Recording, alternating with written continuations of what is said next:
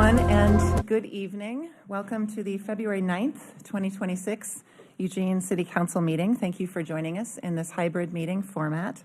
Anyone wishing to access the meeting remotely can do so by watching the live stream on our website, the broadcast on Comcast Channel 21, or by following the access instructions listed for this meeting on the city's public webcasts and meetings materials webpage. Tonight's meeting will also include a public comment period. If you wish to speak and have not already done so, please fill out a request to speak form on our public webcasts and meetings materials webpage or at the entrance to this room.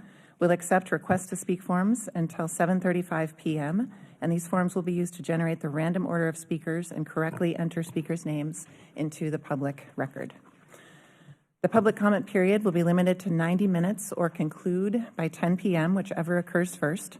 And if the number of speakers exceeds the time we have allotted, we encourage speakers to consider abbreviating their remarks so that the maximum number of speakers can be heard. For those joining the meeting remotely for the public comment period, you are welcome to email your comments to council, and of course that is true for people who are giving comment in person. As a reminder, council's meeting rules of conduct apply to all attendees, both in the chamber and in the lobby, and they include no flags, signs, loud or disruptive language, noise or conduct that obstructs the business of the council.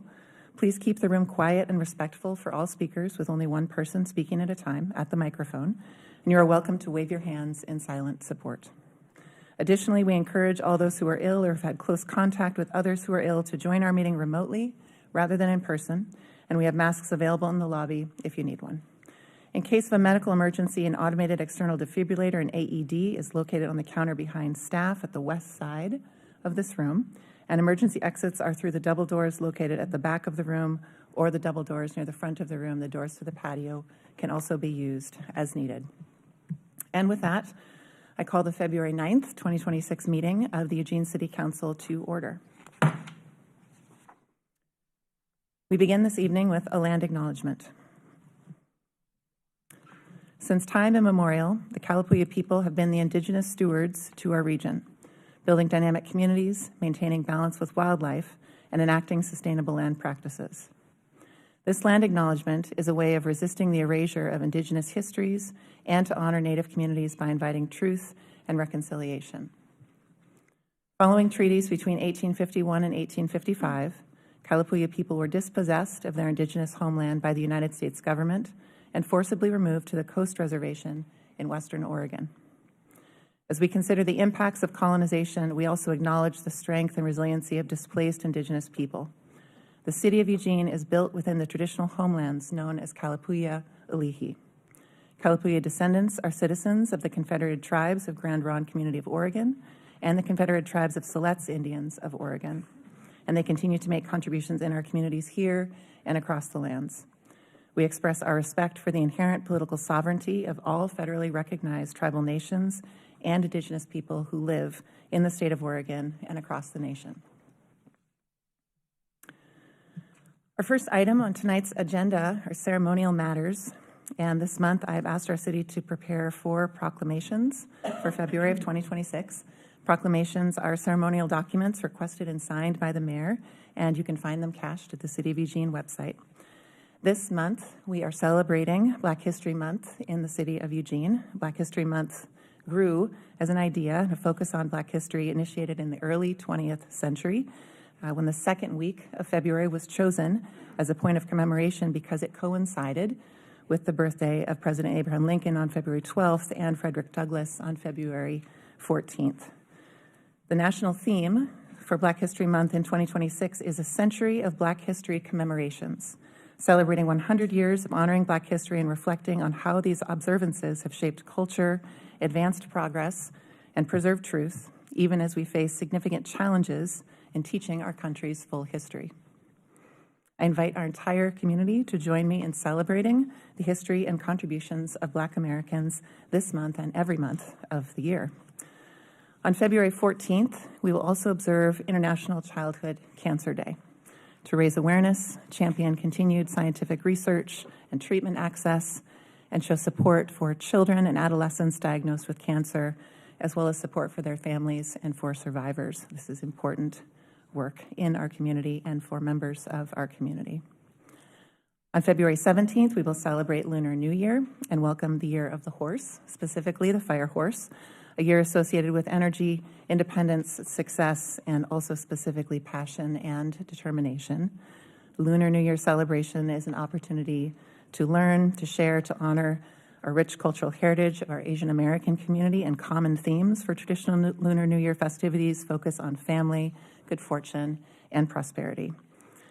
I also wish us all health and prosperity in this year ahead, and also want to direct my thanks to the partnership between the Asian American Council of Oregon and Lane Arts Council that supported our community's initiation of the celebration of Lunar New Year with last Friday's First Friday Art Walk in downtown Eugene.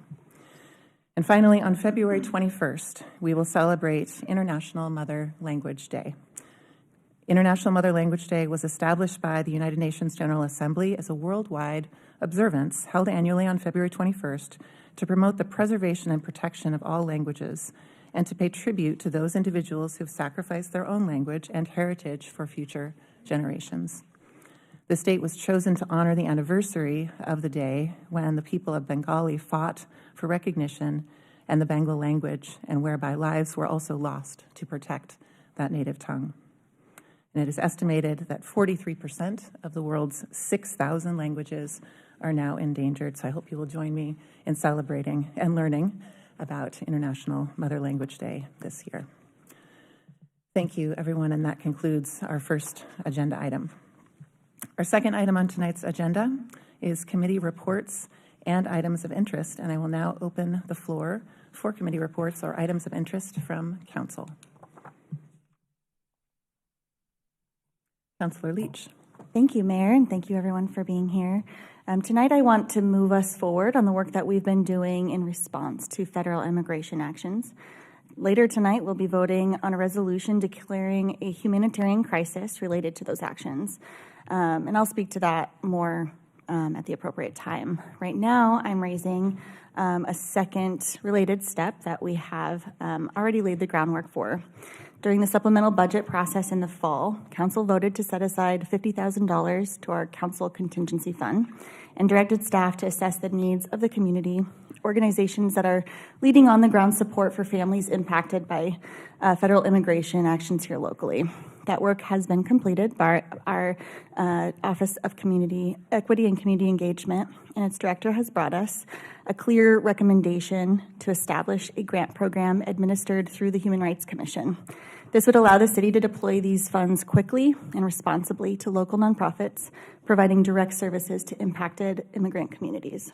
I think that this is a strong and appropriate pathway forward. The Human Rights Commission has experience administering grants, has deep familiarity with the work happening in our community, and has an existing process that prioritizes equity and accountability.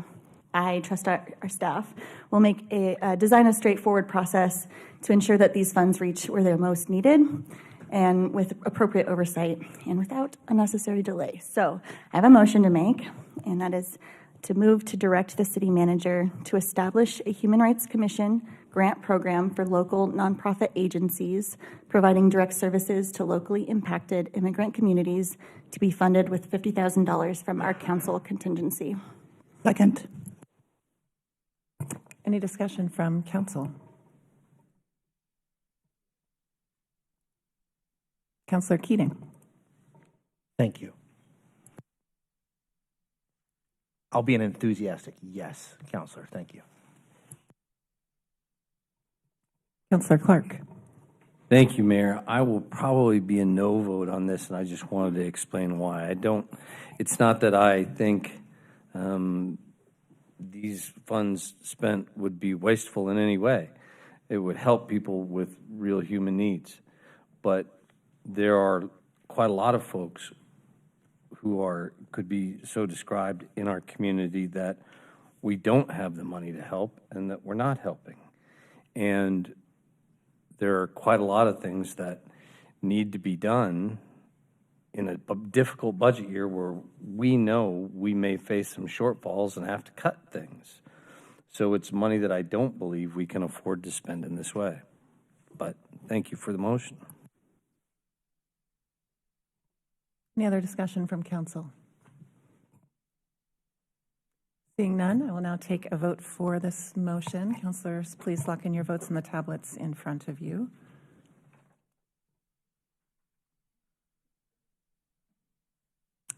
Councilor Evans, are you voting? Can't hear you, Councilor. You're still muted right now, but I just want to clarify if I you're said, voting. Mayor, my hand is raised, yes. Thank you very much, Councilor. So we have 7 votes in the affirmative and 1 vote against, and the motion passes. Thank you, Council. Returning to committee reports and item of interest, Councilor Zelenka. Thank you. Congratulations to the Seattle Seahawks for crushing the New England Patriots in the Super Bowl. I thought that was a good outcome for me. I thought the halftime show by Bad Bunny, which was watched by over 135 million people, was amazing, especially when he was making such a strong statement about unity across all the countries of the Americas. So I really appreciated what he ended up doing there. On Thursday, the 12th, this coming Thursday, Better Eugene Springfield Transportation is holding a workshop and discussion on bike and ped safety in the wake of several bicycle deaths recently on Patterson and other streets. So that'll be from 6 to 8 p.m. on Thursday, the 12th at Roosevelt Middle School. So if you're interested in learning more or discussing that topic, please go to that workshop. Councilor Keating. Thank you, Mayor. Similarly, I have a Super Bowl mention and a traffic safety mention. Get out of my head, Counselor. There's an historic moment at the Super Bowl on Sunday as former Eugene Symphony music director and recent guest conductor, Giancarlo Guerrero, brought the power of orchestral music to the world's biggest stage on Sunday. He was a participant in the halftime show alongside Bad Bunny, conducting a string ensemble. This 6-time Grammy award-winning conductor stood alongside clearly one of the world's biggest musical icons, and it's a proud moment for Eugene to have conductor Giancarlo Guerrero alongside Bad Bunny at what was a most memorable and arguably the most inspiring halftime show and the most viewed halftime show I have seen. The game may have been lackluster, but Bad Bunny certainly won the day. As Councilor Zelenka alluded to, we lost another life in our community related, most likely, to excessive speeding and certainly dangerous corridors. Most recently, UO grad school student Eric New of Kenya was tragically struck by a vehicle as he rode his bike along Patterson Street in January on the 24th. EPD is still investigating the crash, January 25th. EPD is still investigating the crash that killed Eric. But we all know that the corridors connecting our downtown or our university area to South Eugene, in particular Hilliard and Patterson between 18th and 24th, are dangerous. They're dangerous to walk. They're dangerous to ride your bike. And we all have witnessed folks speeding excessively down said corridors. I share our community's outrage and sorrow, and I long, like you do, for actionable next steps. Those actionable next steps will be discussed, as Councilor Zelenka alluded to, this Thursday, February 12th. I'll be participating in the Transportation Safety Community Forum alongside Mayor Knutson and Commissioner Lori Trieger from 6 to 8 p.m. at Roosevelt Middle School. I hope you will join us and have your voice heard. Thank you, Mayor.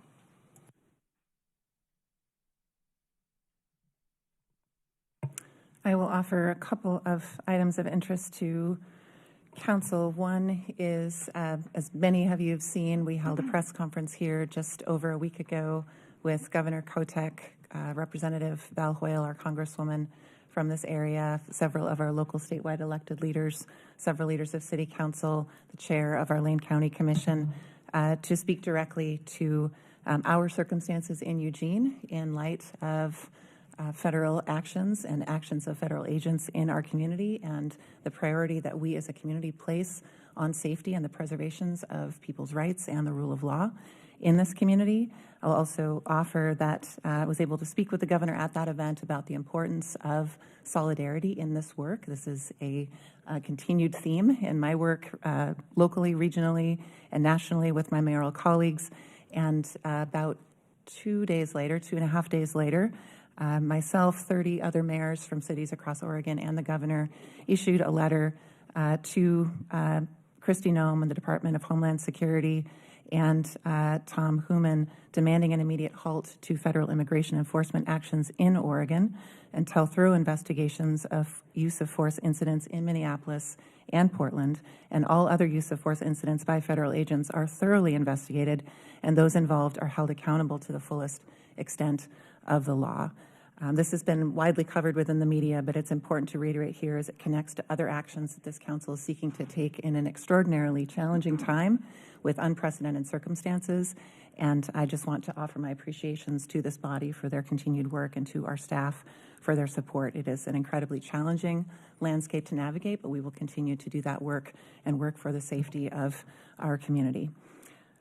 Also briefly offer that last Friday, I had, or the end of last week, I had the opportunity to travel to Coquille to join our tribal partners for the grant awards for the 2025-2026 Coquille Tribal Community Fund, which awarded almost $95,000 to 28 different local nonprofits working across 5 counties, Coos, Jackson, Curry, Douglas, and Lane County.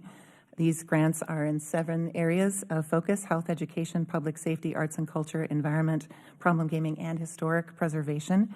And I sit on that Tribal Community Fund board as an appointed member. It was truly a privilege to spend that time with our partners in Coquille and with Chair Mead and members of Tribal Council and the staff and leadership for that organization. It's incredible work happening at the grassroots across our communities, and I'm proud to be a part of it.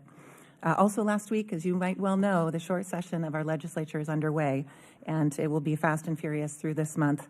I did speak and give testimony in support of House Bill 4108, our City of Eugene support for those -1 amendments that relate specifically to housing production and our support for it in our community. So thank you. With that, we've concluded our committee reports and items of interest, and that concludes our second agenda item this evening. The third item on tonight's agenda will now turn to the city manager to introduce, which is consent calendar 1, approval of overseas travel requests, city manager employment agreement, approval of city council minutes, and approval of city council tentative agenda.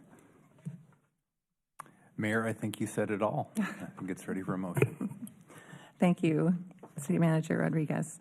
If there are no questions from the council, Councilor Zelenka. I'd like to pull item B.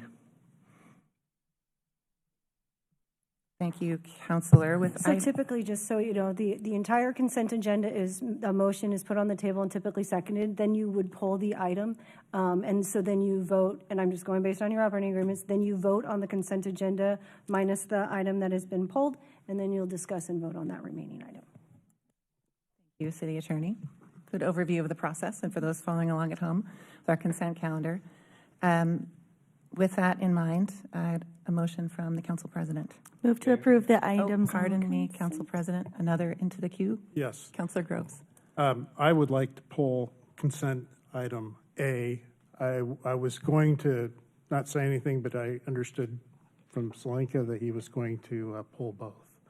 So I'd like to pull A.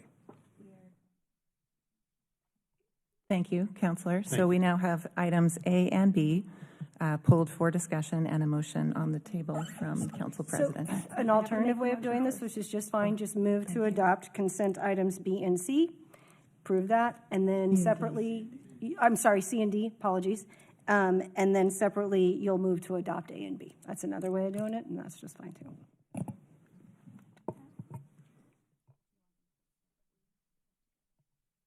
Right now, you just need to make a motion to approve consent calendar items C and D. Get a second for that and take a vote. Move to approve council consent calendar items C and D. Second.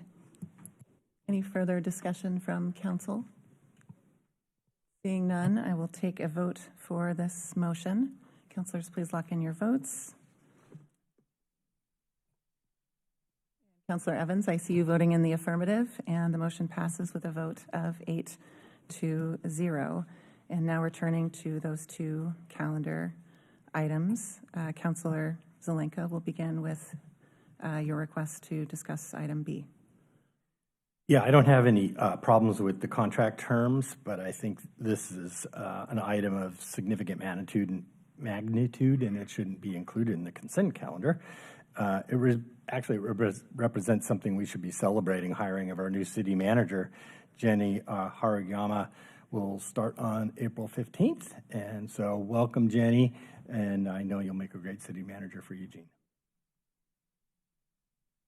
Thank you, Councilor Zelenka. Move to approve item B on consent calendar 1. Second. Further discussion from council? Seeing none, now take a vote for this motion. Councilors, please lock in your votes. Councilor Evans, I see you voting in the affirmative, and the motion passes with a vote of 8-0. Thank you. And Councilor Grove speaking to consent calendar item A. Thank you, Mayor. This is regarding the approval of overseas travel request. I'm sorry, I just don't know that I can support this. I know it's not a great amount of money, but given everything that we have going on right now and not enough funds really to do all the work we need to do, I just think this sends the wrong message at this time. So I'll be voting no on this. Thank you.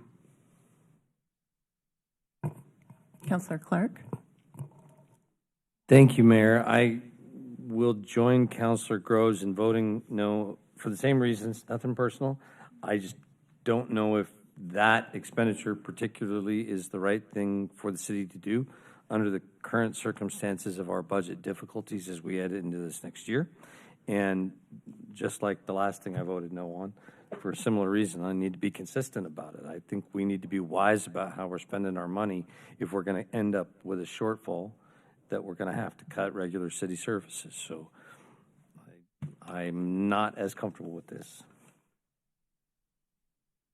Thank you. Councilor Keating. Thank you, Mayor. We have sister cities in Kakagawa, Japan. I believe this is a sister city opportunity. This is regarding sister city in Kathmandu, Nepal. Right. We no longer have a sister city within the Russian Federation for a whole host of obvious reasons. This council took the appropriate action when a sovereign nation, Ukraine, was invaded.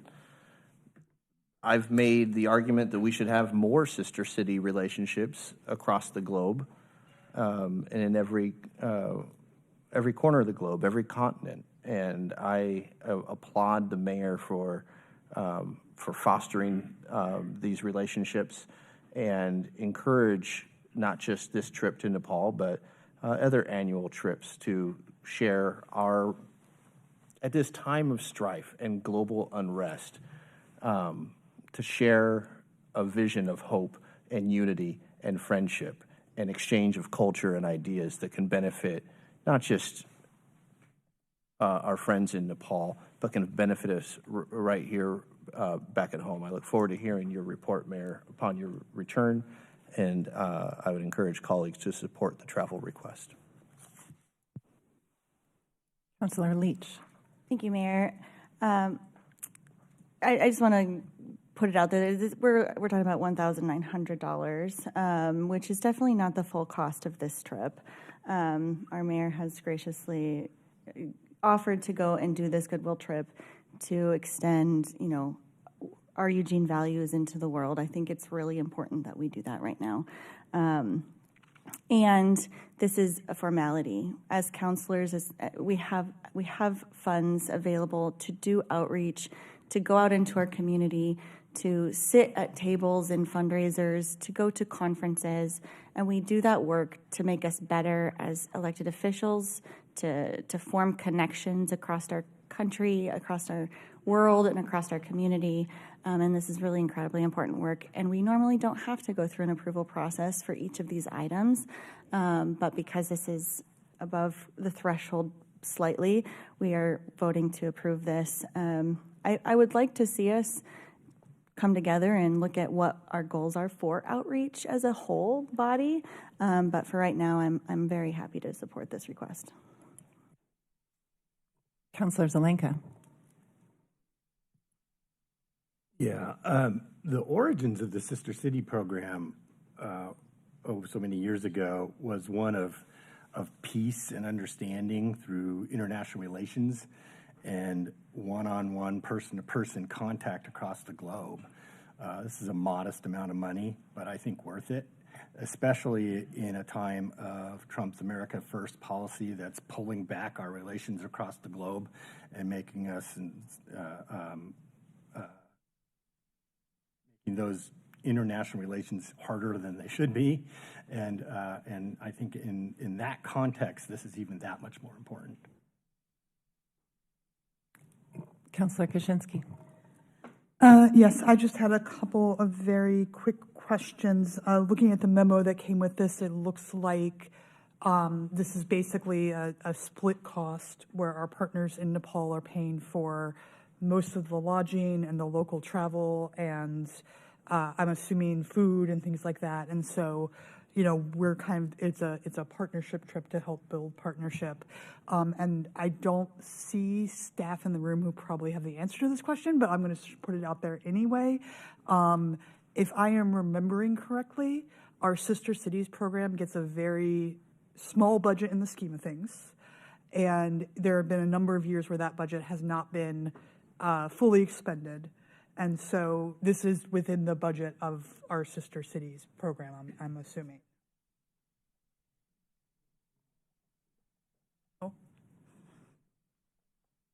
Happy to answer that question. Brooke Free, Chief of Staff. So our Sister Cities program, the funds that are allocated for those are now grants that are issued to each of those Sister City programs. So we have 3 grants of $5,000 each to each of those cities. They are responsible for developing their own work plans and their spending plans for that. Separately, the city holds a small sum of money for when delegations come to visit and we host here. Beyond that, we don't have a budget for the Sister Cities program. The funds that are being requested would be from the council contingency travel funds to support the portion that is requested. The point being that these are funds that we have in the budget already. It's not like we're asking for additional money beyond what's in the budget. The request that is in the packet would come from the council contingency travel fund that is already budgeted, correct? Thank you. Thank you, Council. And for those who also are here but maybe have background as to what we're discussing as a part of this consent item, the reason that this is on the Council's consent calendar, being that there is a fund that is for travel, is that very specifically in Council operations, there is a notation that international travel be lifted up for discussion at this body. It's part of the ways in which we are transparent. Also, in that spirit, I want to share with you all how it is that this opportunity has come to us, and that is through 50 years of partnership in our local community and in the community of Kathmandu, Nepal. Last year, in 2025, we celebrated the 50th anniversary of the Eugene-Kathmandu Sister City relationship. And for decades, volunteers within our communities locally and in Nepal have worked to maintain and strengthen this relationship.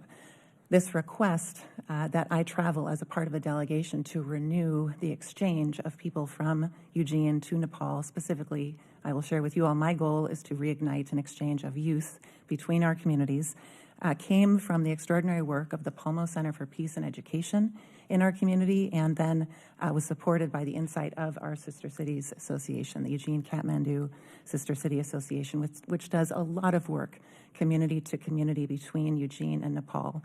But over this last several years, many years, we have not had a delegation or an elected official exchange between our communities. And for those following along with Nepal's politics or exciting things happening in Kathmandu, there's been quite a lot going on in that city and that country, with their mayor who has just departed from that post, who is now running to become the Prime Minister of Nepal, and the deputy mayor who has now stepped into that responsibility. A lot of public works projects, a lot of emphasis on sustainable development and work to recover from numerous consecutive earthquakes within that country.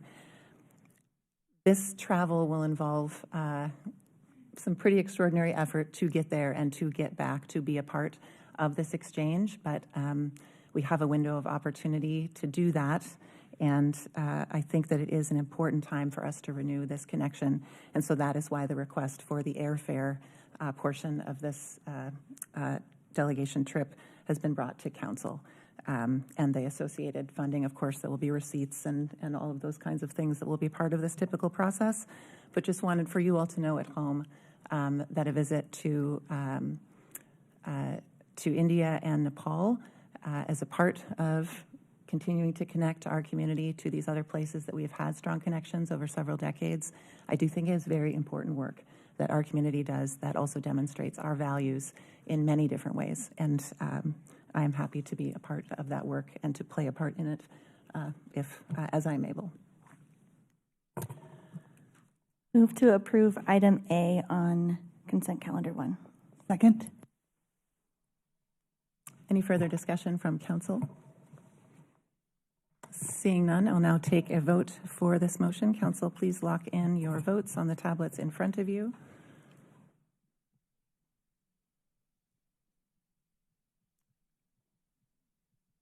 And I believe six votes in the affirmative and 2 votes again, and the motion passes. Thank you, council.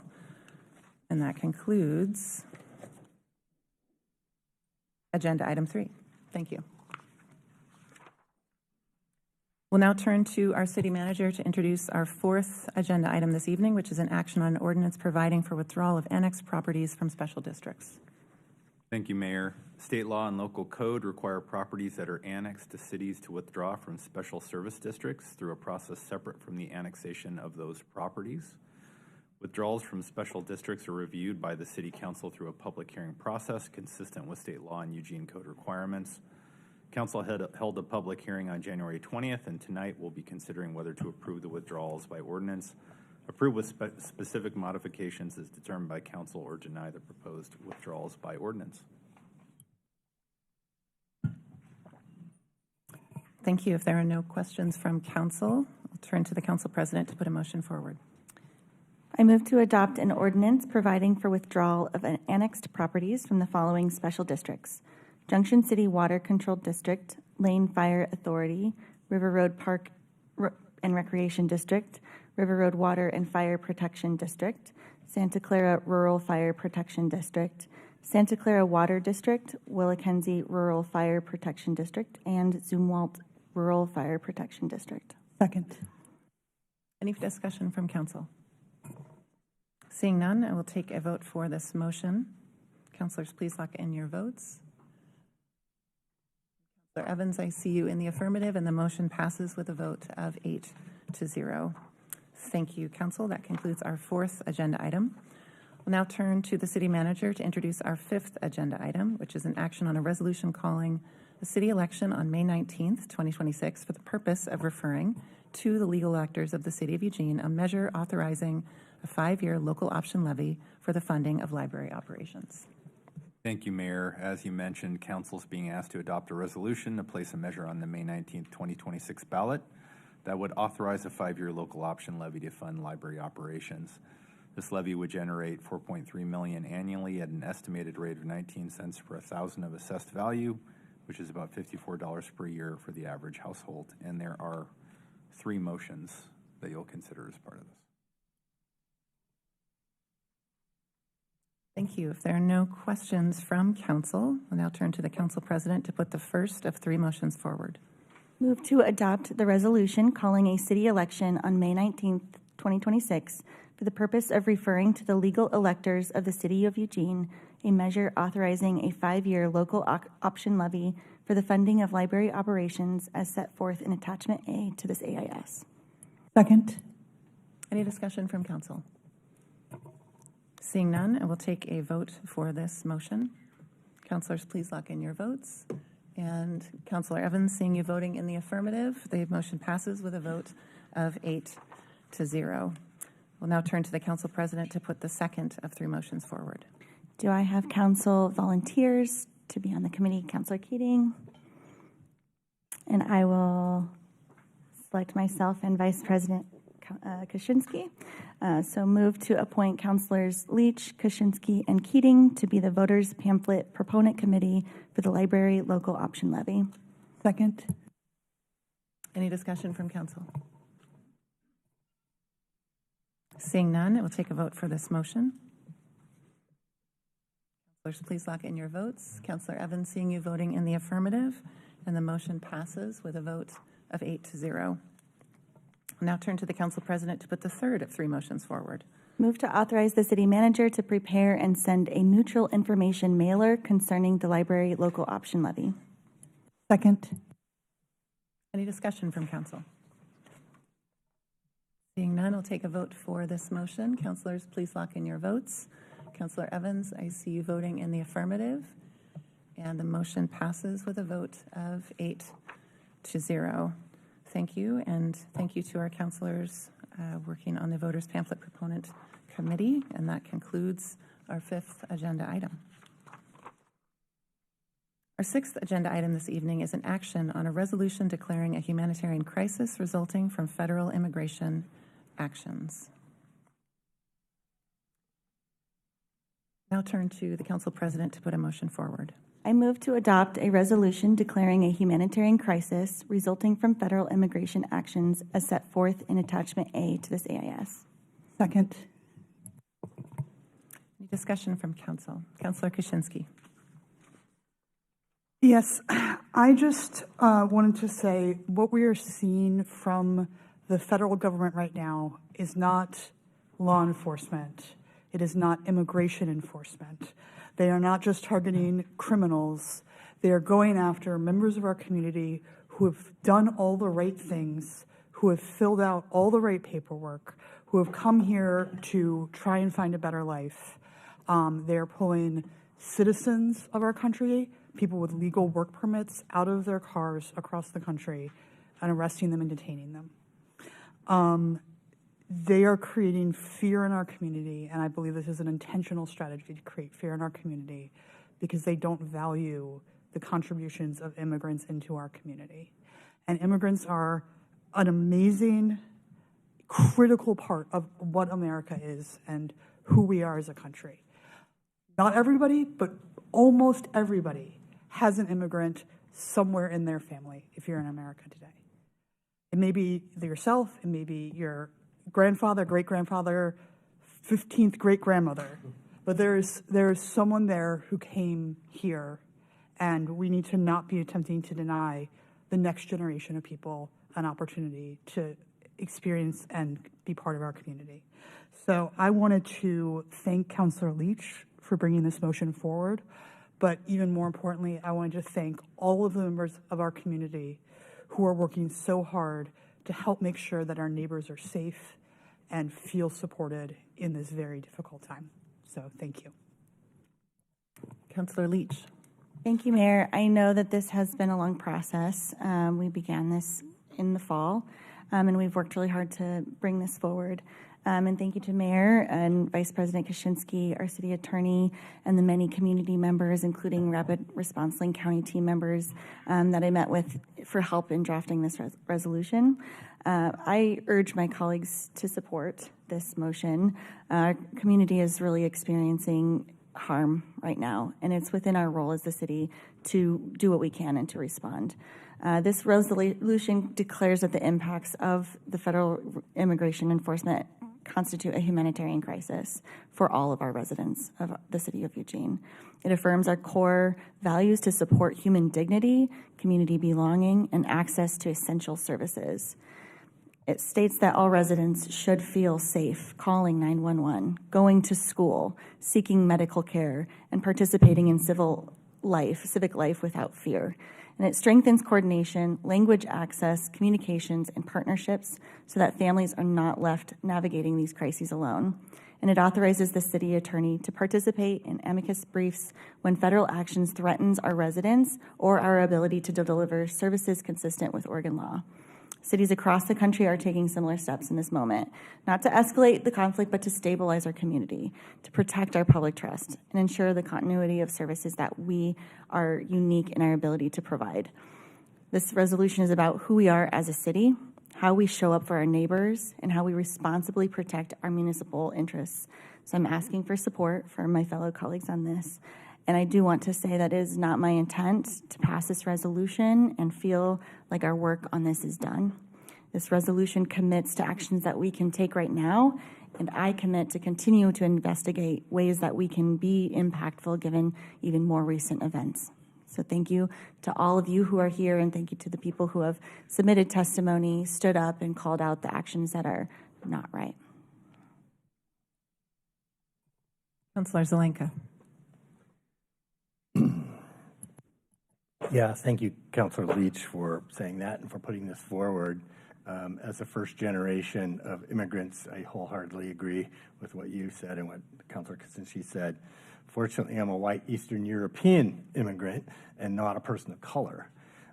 The disturbing actions of the Trump administration, ICE, are so deeply rooted in racism and intolerance. And when we see that, we need to speak up. And when we see racism in action. And so this resolution does that. It's a statement. It's in good company of 12 similar previous resolutions, all of which I supported, and a couple of ordinances. So I think this is wholly in keeping with where we've been and where we should continue to go as a city council. Councilor Clark. Thank you, Mayor. It's my intent to vote in favor of this, and I want to speak to it for a minute to say why. Not so much to those, like my good friend Councilor Zelenka, who he and I may not share the same flavor of opinion about all political matters, but there's quite a lot of people in our community who do think through the world the way that I do. And I want them to hear me say why I'm going to vote in favor of this. Maybe it can be persuasive to them. I think that the first section of this resolution declaring a humanitarian crisis is an unfortunate overstatement. That part I don't agree with. I think there's a real tragedy and a lot of bad things going on and some really unfortunate things that have happened. I don't know that it's kind of hyperbole to call it a humanitarian crisis, in my opinion. But that's the only part of this I don't agree with. The rest of it, the other 10 sections, talk about a commitment that we will make to the information we share with people and the information that we'll seek for ourselves. Now, many years ago, Councilor Betty Taylor and I had an argument one time about what the purpose of government was at the table. and she tried to make the point at the time that she thought the purpose of government was to do together those things which we could not do individually. And I said, nope. I said, the Declaration of Independence is really clear. The purpose of government here in America is to protect people's individual civil rights. And the rest of this resolution talks about the things that we'll do to share information with others and to fight, if need be, with our city's attorney and to do things in the information we'll share with each other about how to stay informed in order to defend people's rights and civil rights. And I think that's the purpose of government. So I'm entirely in favor of us doing that job and doing it well. So I'll vote in favor. Thank you. Councilor Groves. Thank you, Mayor, and thank you for preparing this resolution. I don't like it when people feel fearful. I don't like it when people are feeling intimidated, and that's clearly happening now. I plan to vote in support of this. I just have a simple request, President. Council President, if we could just take a couple minutes and have you read this into the record before we vote on it. Thank you. Certainly willing to request that the council president read the resolution in its entirety into the record.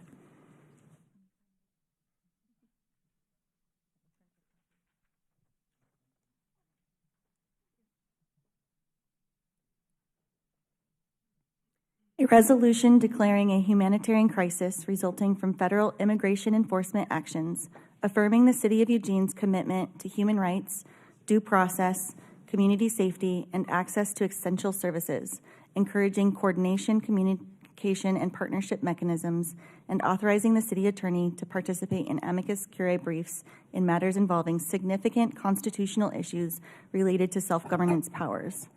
The City Council of the City of Eugene finds that the City Council of the City of Eugene has a long-standing commitment to human rights, equity, inclusion, and the dignity and safety of all people, regardless of national origin or immigration status.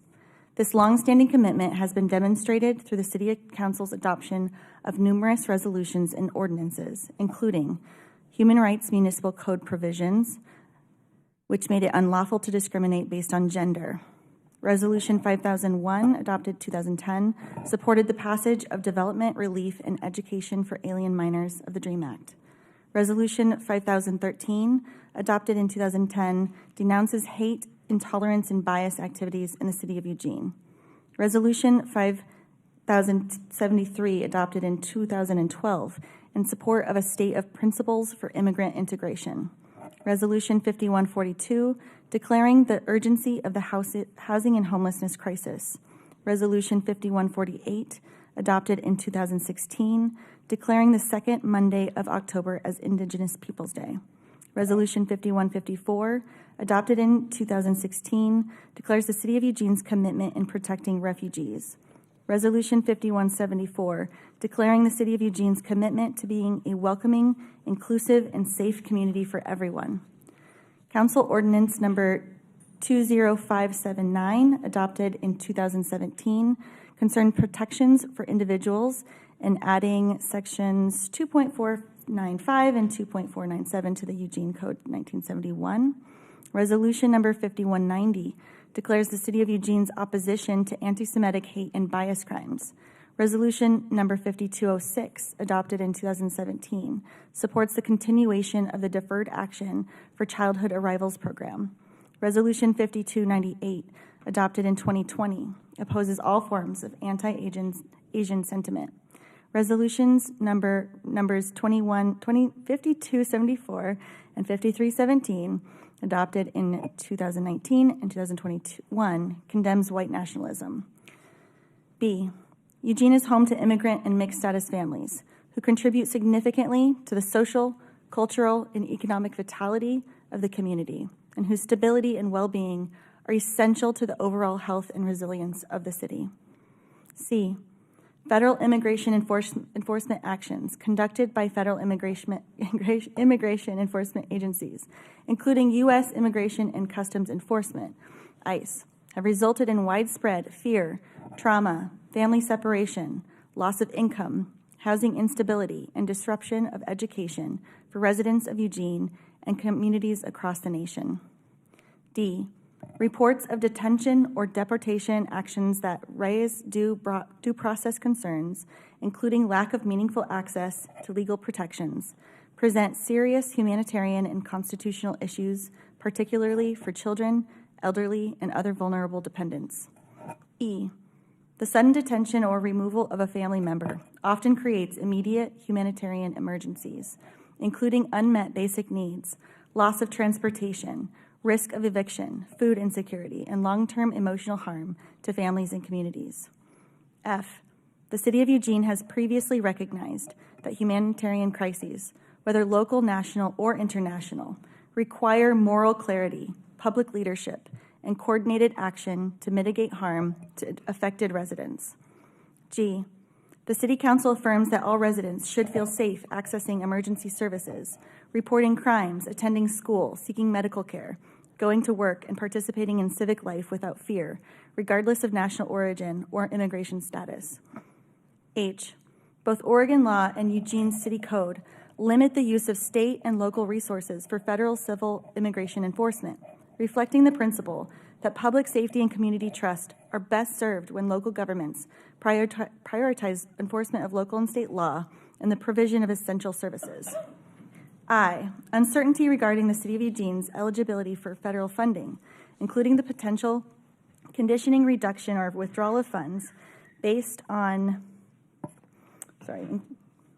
conflicts between federal actions and Oregon law, creates instability for essential municipal services, undermines long-term planning, and threatens the city's ability to deliver housing, public health, transportation, safety, and humanitarian programs.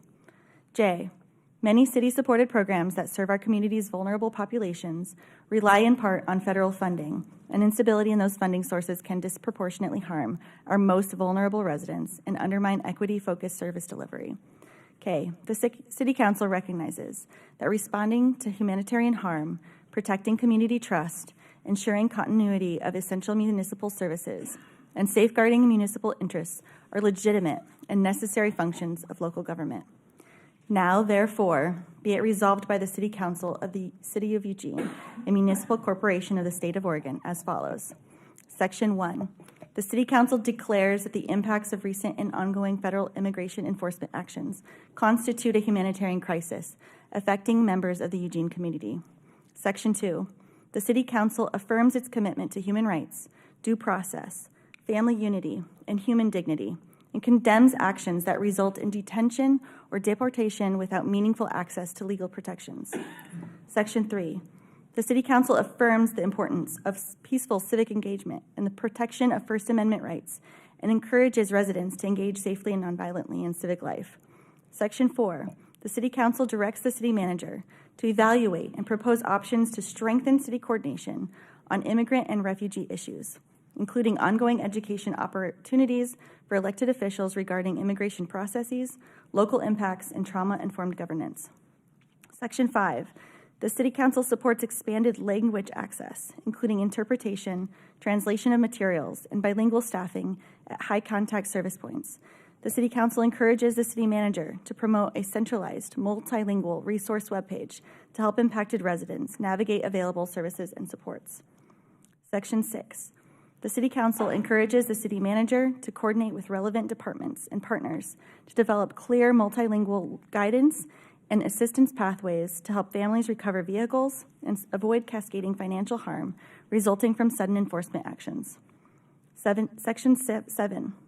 The City Council reaffirms its commitment to protecting residents from harassment, intimidation, and violence, including individuals impacted by immigration, enforcement, or exercising First Amendment rights.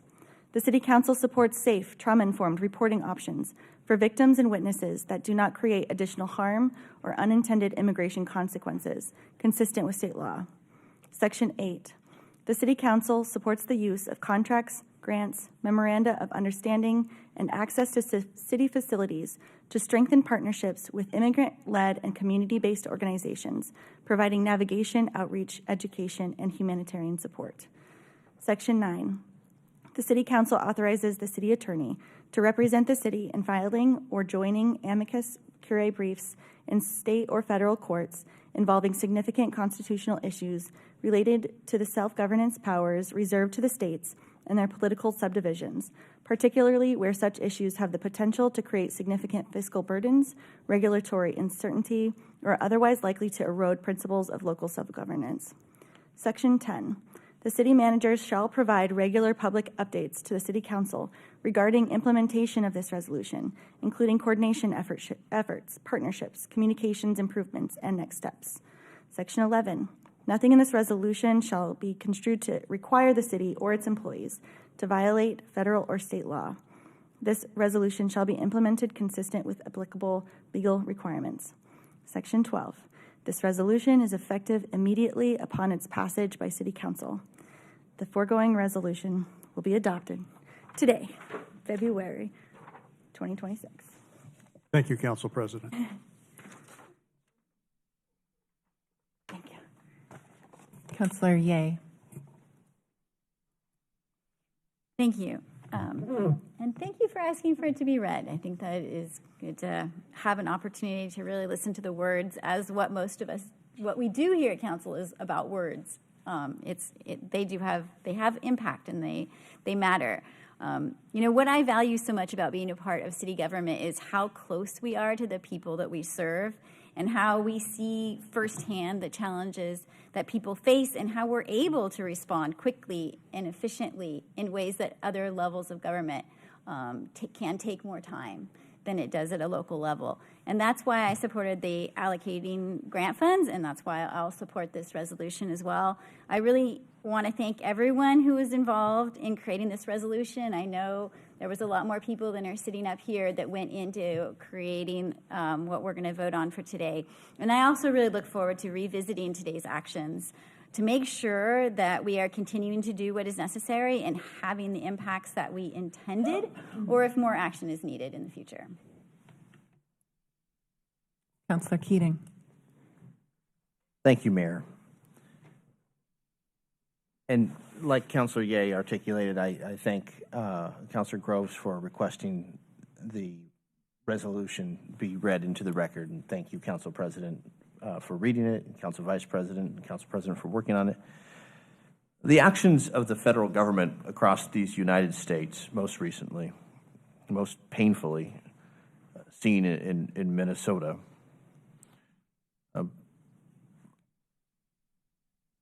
clearly are a humanitarian crisis.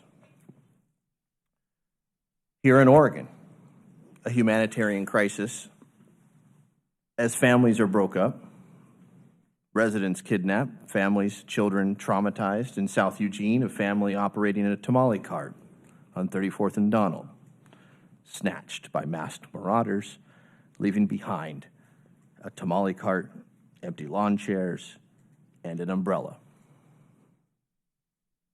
To our immigrant community, our words are not enough. This resolution, however, is a small but powerfully important step in helping right the wrongs of an overreaching, dangerously autocratic and authoritarian executive.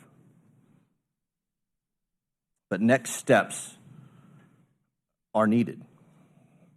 Beyond just condemning ICE and encouraging Congress to hold the federal administration accountable, 12 points articulated in this resolution are sound. And I applaud Council President for sounding the alarm.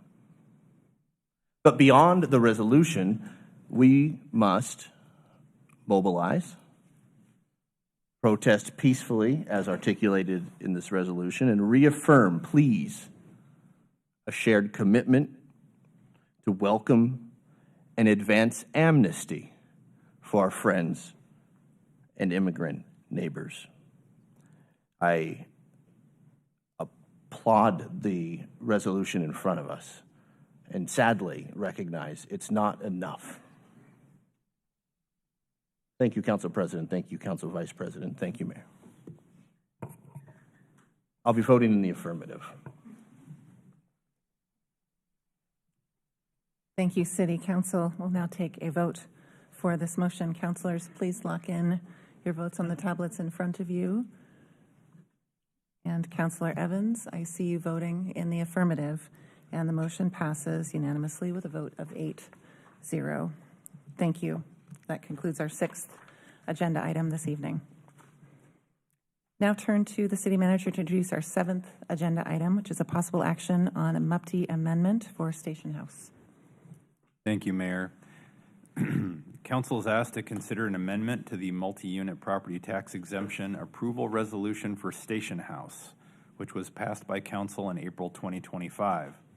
The developer proposes increasing the total residential units from 124 to 130 and altering the project's unit mix, which would result in modest changes to the building's exterior and building height. An independent consultant reviewed the project's updated financial information and determined that the revised project could still not be built without the tax exemption. The request to change the number of units requires council approval, which is what you're considering today. Thank you, City Manager. If there are no questions from council, I'll turn to the council president to put a motion forward. Move to adopt the resolution attached as attachment A to this AIS, a resolution amending resolution number 5439 and approving a multiple unit property tax exemption for residential property located at 131 East 5th Avenue, Eugene, Oregon. Applicant OB Companies, Inc. Second. Any discussion from council? Seeing none, I will take a vote for this motion. Councilors, please lock in your vote on the tablets in front of you. Councilor Evans, I see you voting in the affirmative. And I can see some of the votes on both screens and all of them between the two. The motion passes with a vote of 8-0. 7-1. Oh, I'm so sorry. 7-1. Sorry, Councilor. I can't see clearly all of the votes.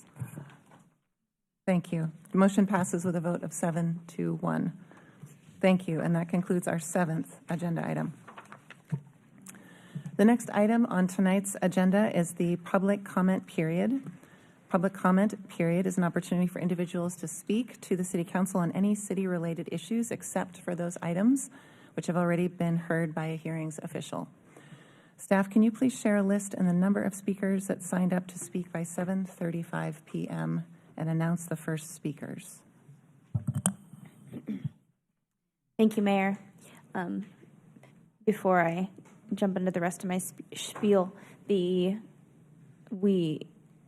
will need to end public comment by 9:57 so we can accommodate consent calendar 2 and meet our rule of ending by 10 p.m.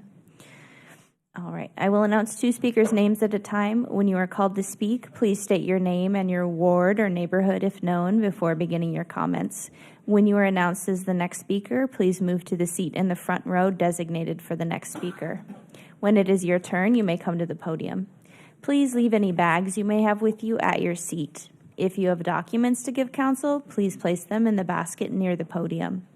You will have 2.5 minutes to speak. The timer will flash red when you have 15 seconds remaining to speak. Your microphone will be muted at the 2.5-minute mark. Please note that use of profanity is not permitted. Our first speakers this evening are Steve Gilbert, followed by Cameron Stringfield.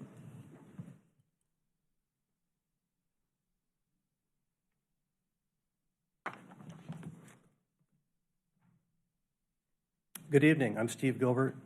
First thing I'd like to say is I value living in a city that stands up to what is happening across this country.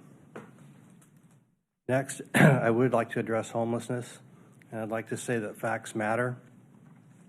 Eugene and cities across the country blame the high cost of housing as a critical fact leading to homelessness. I absolutely agree. Eugene and Lane County, with over 100 service providers, are following the TAC plan. The problem is, since Eugene and Lane County started this plan, homelessness in Eugene has grown faster than any city in Lane County and nearly every city in the country. Eugene is now known for homelessness. Last May, Jason Davis from Lane County Health and Human Services was interviewed about the point-in-time homeless count. A new question was added in 2025. Davis said that it dispelled the myth that homeless people move here for services. That question found that 70% of the people experiencing homelessness here were already residents of Lane County. How does just 70% dispel the myth?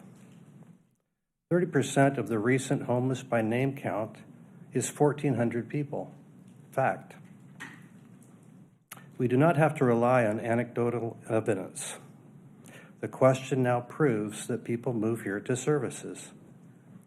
Here are 2 examples of this cause and effect. First, Lane County's homeless services are concentrated in Eugene.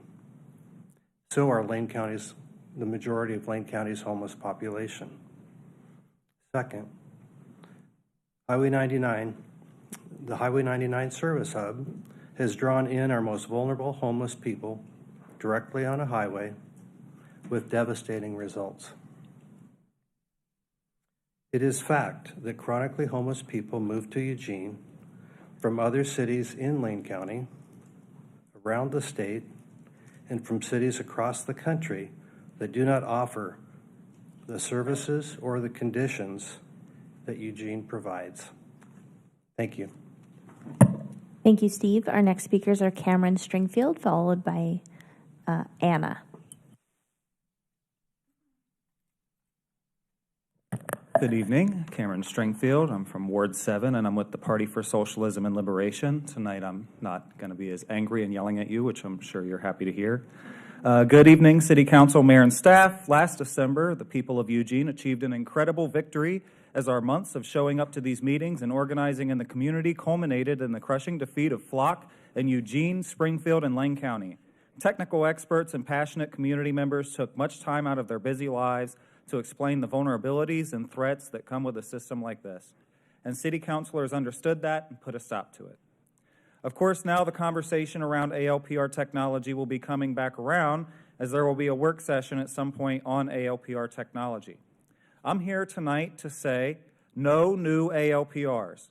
Over and over, the people testified here that there is no way to make this technology safe, and they expressed principled opposition to this kind of mass surveillance.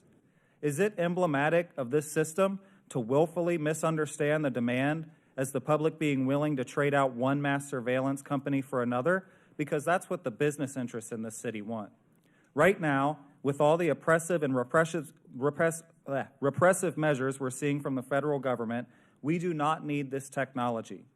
I'm sure others here will flesh out the specifics of why that's true and where inherent vulnerabilities of the system lie, but I'd like to raise the point that this technology doesn't actually prevent crime. Rather than investing more taxpayer money into a mass surveillance system which is unpopular with the people, unsafe at a time like this, and statistically doesn't reduce crime, why don't we focus our resources on programs and services that are popular with the people, actually make us safer, and prevent crime by addressing the conditions that lead people to it?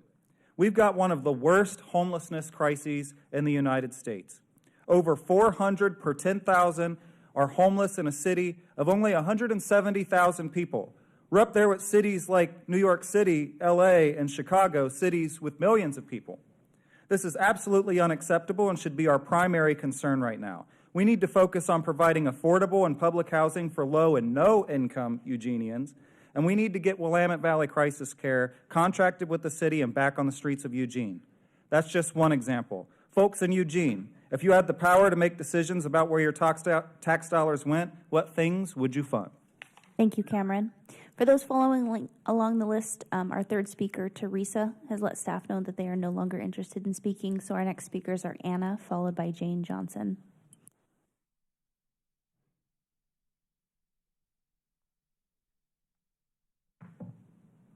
My name is Anna. My pronouns are she, her. I'm an organizer with Trans Alliance of Lane County. Last Tuesday, I was one of the protesters who was violently arrested by DHS.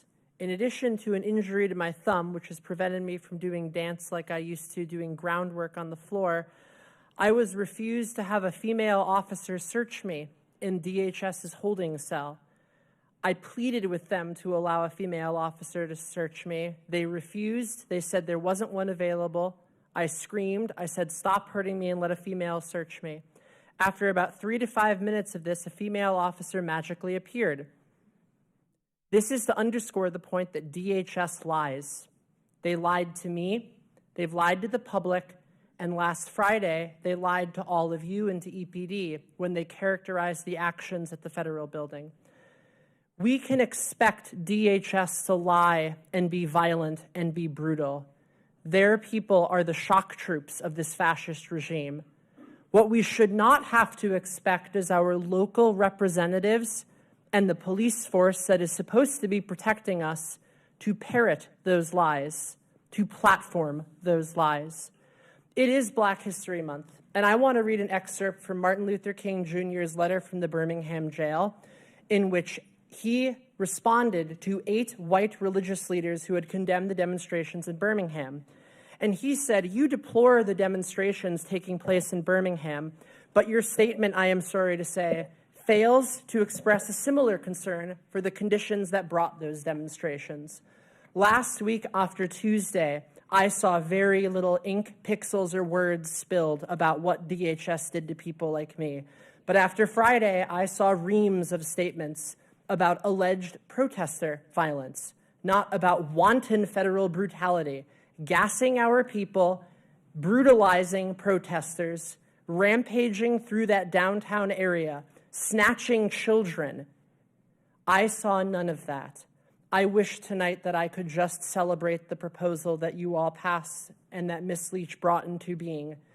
But I cannot, because this proposal needs to restrain EPD from helping DHS, and please center federal brutality, not the actions of protesters. Thank you, Anna. Our next speakers are Jane Johnson, followed by Athena Aguiar.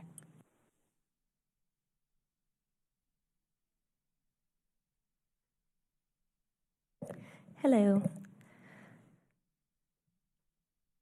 I'm here tonight to tell you about how every aspect of my life is suffering right now because of the energy, time, and finances that I'm putting towards making sure Eugenians know their rights and are prepared for the violence currently being perpetrated in our communities and for what is still to come. Eugene has explicitly been named by the Trump administration, and they've made it clear that they plan to accelerate their work.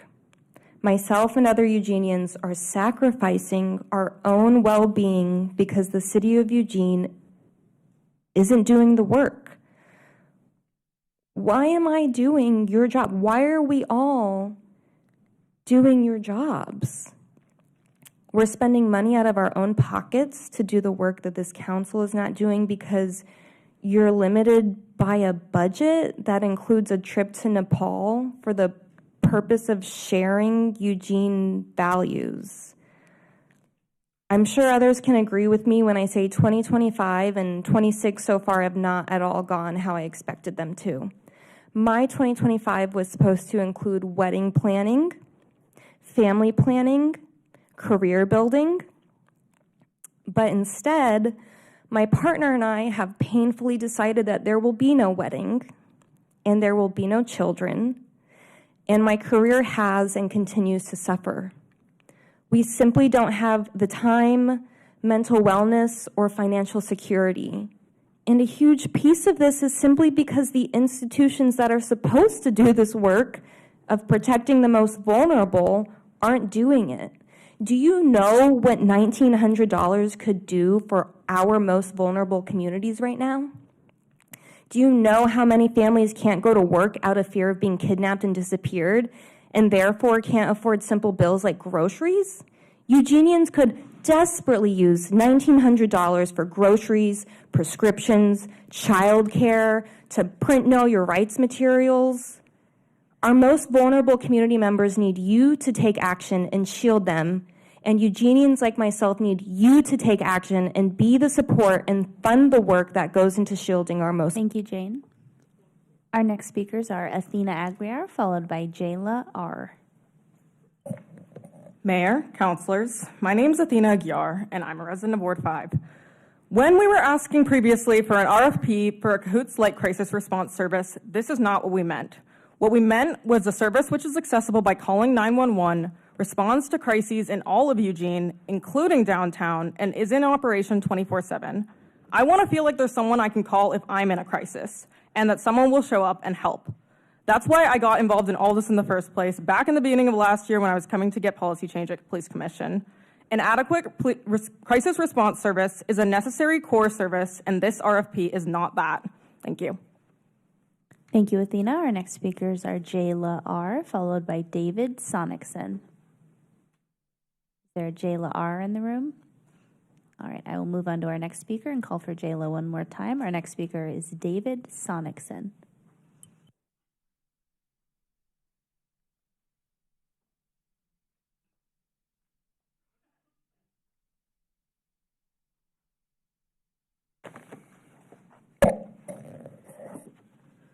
David Sonicson, Prospect Drive, Ward 3.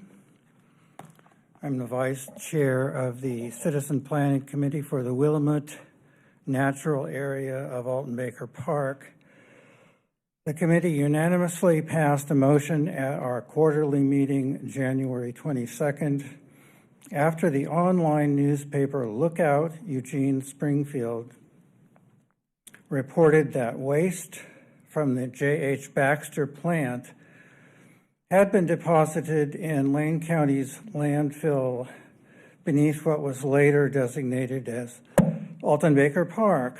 And the motion states, the Citizen Planning Committee for the Willamette Natural Area of Alton Baker Park asks the City of Eugene and Lane County to test the soil and water in and near the former Day Island landfill and to publicly release test results.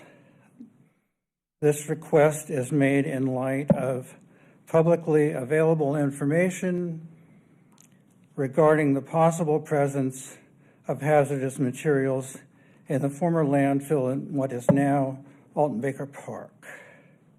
That's the end of the motion language. It was proposed at our October 2025 meeting, amended between meetings, passed January 22nd. Lane County is the responsible party for the landfill, as per agreement when land was transferred to Eugene and to the Willamette Park and Recreation District in the 1990s. I hope the Eugene City Council and city staff will encourage the county to establish a regime for regular testing of soil and water in and adjacent to the former landfill and publicly report results. For reference, I brought with me the East Alton Baker Park Plan Appendix, and on several pages in the back, there are many references to the landfill. Thank you, David. One last call for Jayla R. Our next speakers are Jeffrey Gordon, followed by Stan Taylor.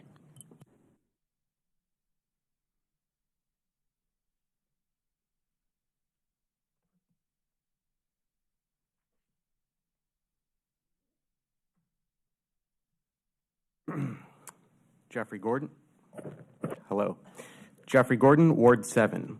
I'm speaking today because I want the City of Eugene to prohibit networked mass surveillance. I want the City Council, Mayor, and City Manager to understand that any future ALPR implementation would represent our city government declaring war on the citizens of Eugene on behalf of the barbaric Trump police state.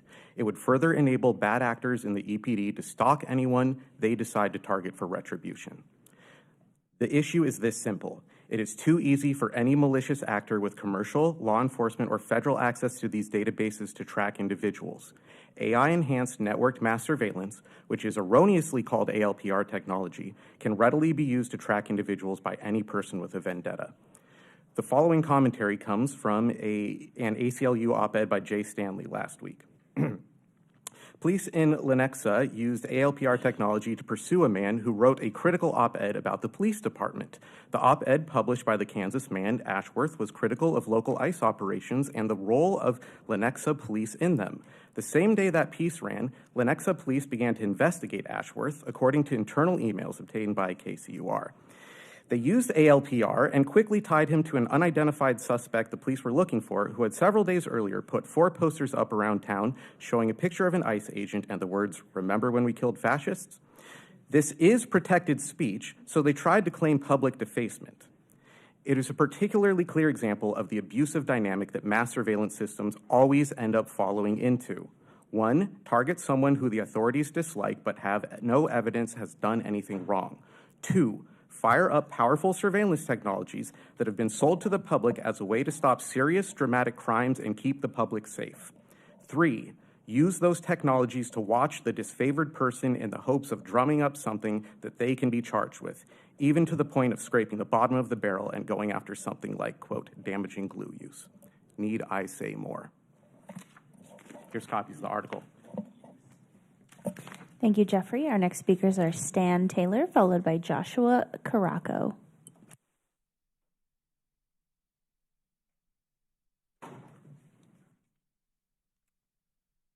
Stan Taylor. I'm here for Indivisible. I'm from Ward 1. Once again, I'm here for the Say No to Amazon campaign, and I want to thank the city for putting up the frequently asked questions about the Say No to, or about the Amazon, because it's given us criteria to look at that the city has fallen short on, and that's specifically the Eugene City Code that has requirements that have to be applied when a permit is being asked for. Frequently asked questions simply says or applies the first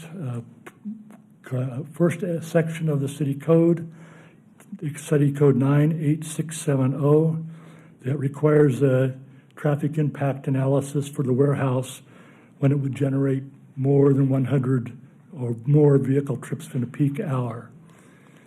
The city, in saying that this was met, said it was met because the company provided a traffic engineering report that said it would not meet or would not have more than those numbers of vehicles in those peak hours.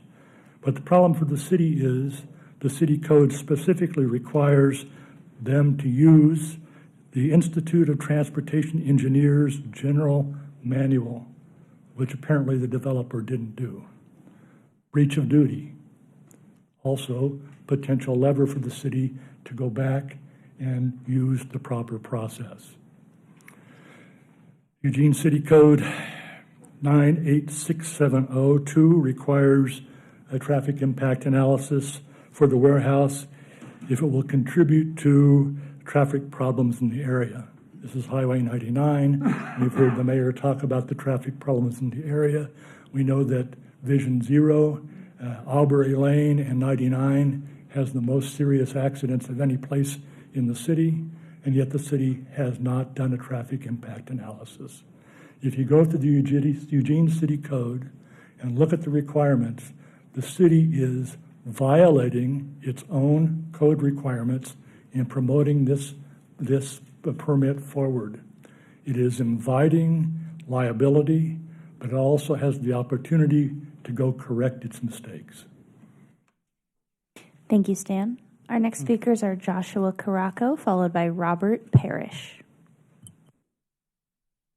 Joshua Caraco, Ward 1.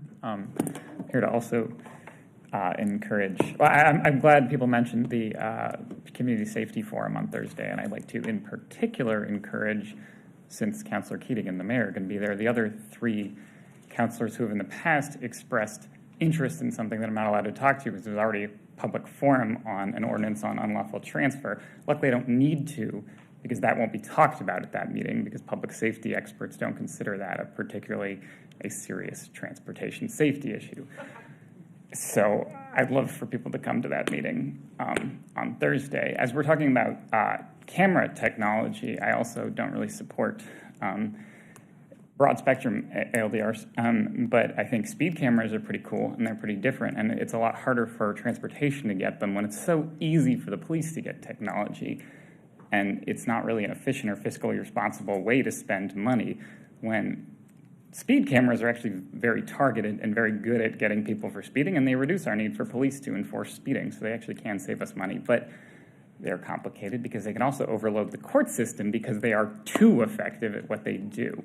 So I don't really need to use all my time. There's a lot of people here tonight, but I'd encourage us to take community safety very seriously and broaden our spectrum from simply talking to the police every time, which is they're a part of our ecosystem, but oftentimes when you, as the adage goes, when you have all you have is a hammer, everything looks like a nail. Thank you for your time.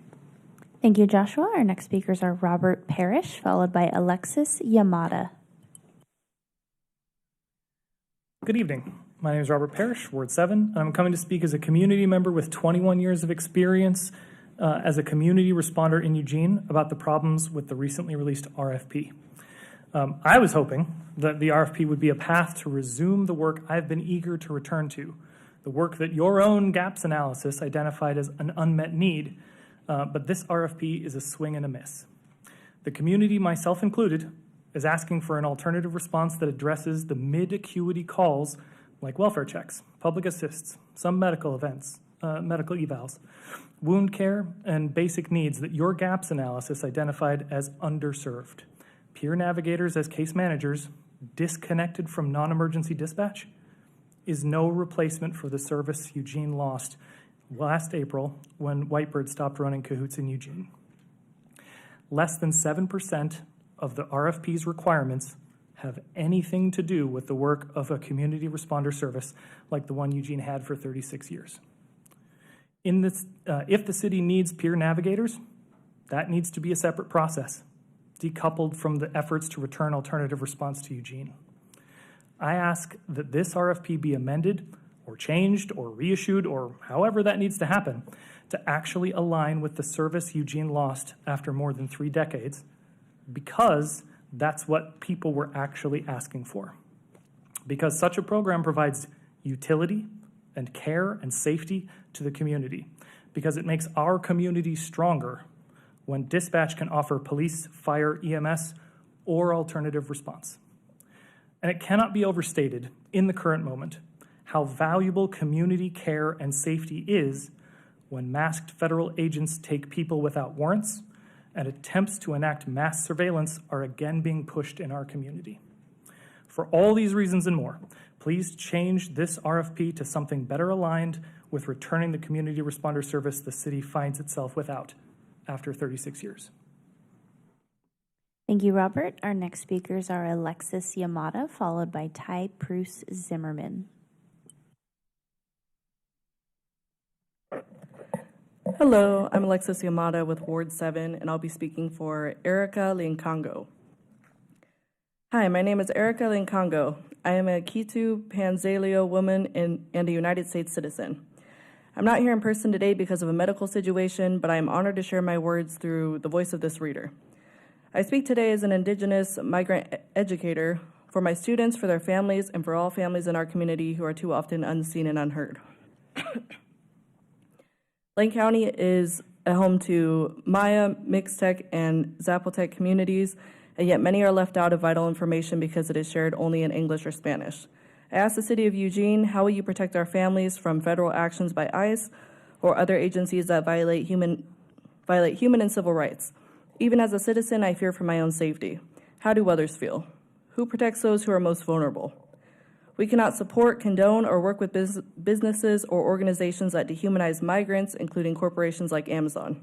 Their systems harm our neighbors, our friends, our children. I ask the City of Eugene to be bold, share your policies, share your plans, ensure language access, protect our dignity, protect our lives.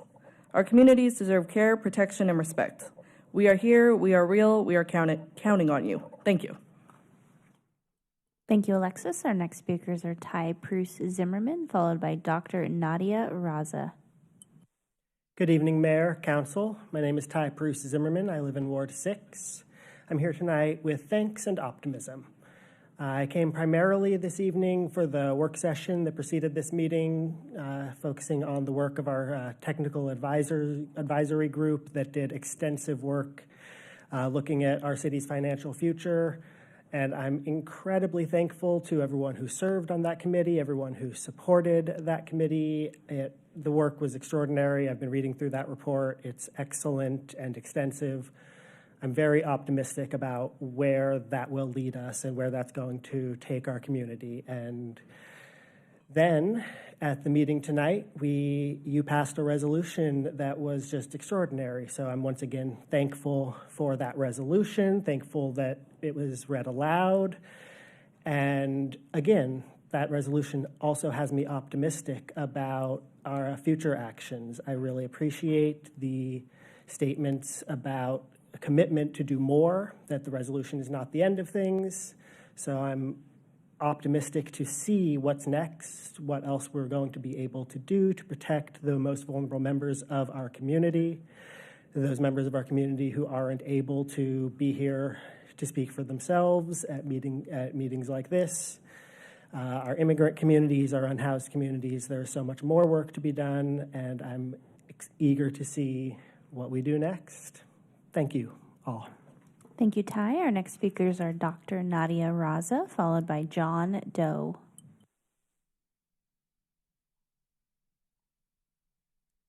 Good evening, council members. I'm a professor, a parent, and a longtime Eugene resident. My work, both in and outside of the classroom, intersects and focuses on public safety, alternatives to incarceration, and reentry support. It's from that perspective that I'm here to express my concern and disappointment about the city's RFP for peer navigation and alternative response. I'm asking the council to revise and review this RFP to address the mid-acuity response gap clearly identified in the city's own gaps analysis following the closure of Cahoots. In the report shared in October, Fire Chief Mike Cavan notes that since April, crisis response has shifted to a patchwork system that has left significant needs unmet, including crisis counseling, welfare checks, support for intoxicated persons, non-emergency medical transport. These are not marginal calls, and I think sometimes we generalize what a welfare check is. It is the most essential form of safety net that we could ask for. These calls were the core of Cahoots' work. Yet the RFP does not meaningfully address these mid-acuity needs at all, and it begs the question, who is this RFP for? Like Robert just said, it's a swing and a miss. This RFP narrowly focuses on homeless outreach in a limited geographic area of downtown and the Whitaker Corridor. This is not an alternative response. It's a partial one. And if left unrevised, this model will further overburden police, fire, EMS, and emergency rooms. This impact cannot be underscored enough. We also know, acknowledged by the EPD, that community crisis response prevents calls to EMS and reduces incidents altogether. That kind of prevention is harder to quantify, but its absence is felt everywhere.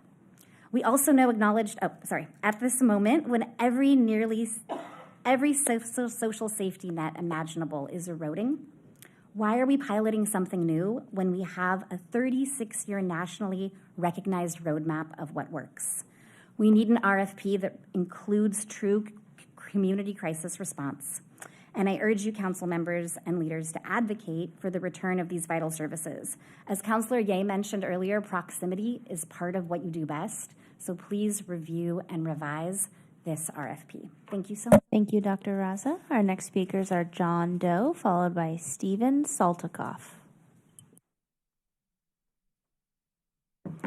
Council members, neighbors, let's drop the polite fiction that power lives in this room.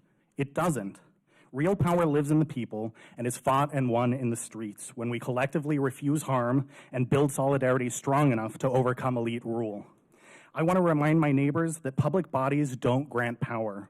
Best case, they respond to our power. Worst case, they actively capture, control, and disarm it. The people of this city are feeling the costs of elite rule.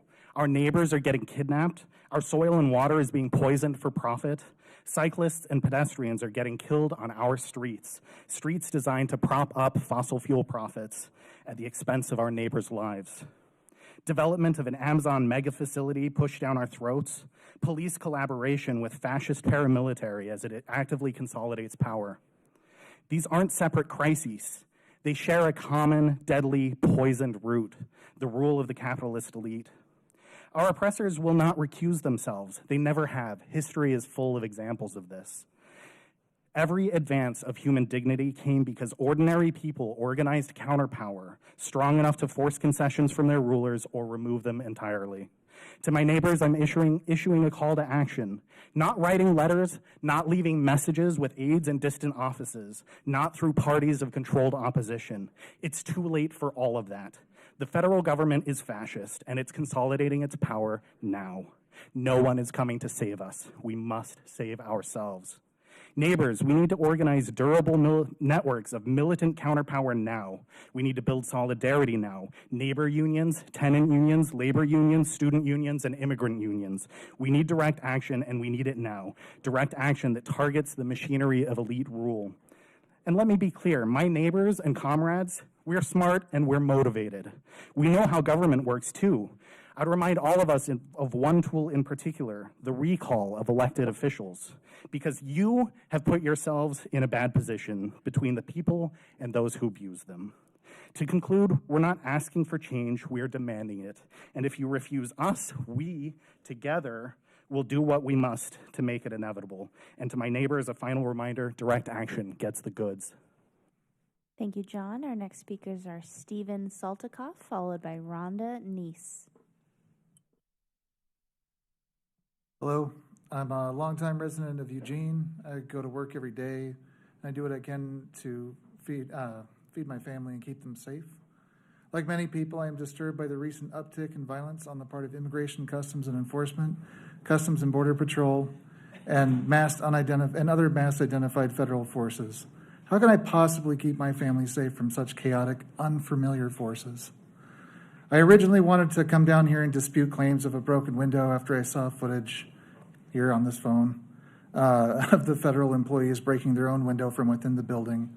What I ended up doing was going down a rabbit hole of exactly how Oregon and Eugene works to keep federal forces accountable and protect our immigrant neighbors. I was pleased but not that surprised to find out that we have many progressive and solid policies in place that do their best to ensure the safety of our communities. Case in point, this resolution that you just passed this evening that, I found out about when I got here. I'm not an expert on public policy or how city legislation works. However, as a concerned citizen, I am compelled to urge you to do more and do whatever you can. Do more, and please do what you can to keep groups of masked, armed, unidentified people from terrorizing our community. Thank you. Thank you, Stephen. Our next speakers are Rhonda Neese, followed by Jacob True. Good evening. My name is Rhonda Neese, resident of Ward 3, and I'm speaking today to highlight the urgency for safety measures on Patterson, specifically between 19th and 24th Street. Safety is certainly the theme of this evening across all of our speakers. As many of you know, and as several of you have mentioned, and many of you I've written to about, my incredible doctoral student, Eric Enjoy, was tragically hit and killed by a motorist while crossing Patterson on his bicycle 2 weeks ago. This devastating loss has sent shockwaves throughout our community. Eric was the best of us in every way. A doctoral student in special education, developing policy work to take back to his home country of Kenya in the hopes of improving the educational system for children with disabilities.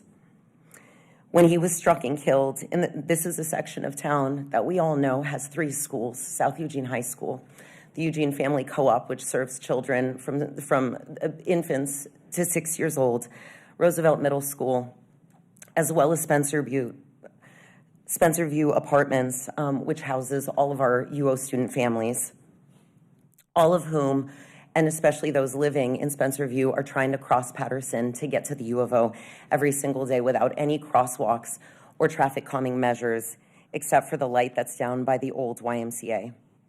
The posted speed limit is 25 miles per hour in this section. You don't see that sign until after you cross the YMCA. And in this section of 25 miles an hour, the driver that killed Eric was going 50 miles per hour. Daily, I know I, as well as all of us in this room, see accidents like the one that killed Eric almost occur regularly on these 2-lane, one-way streets. One driver stops to let a pedestrian or a cyclist cross.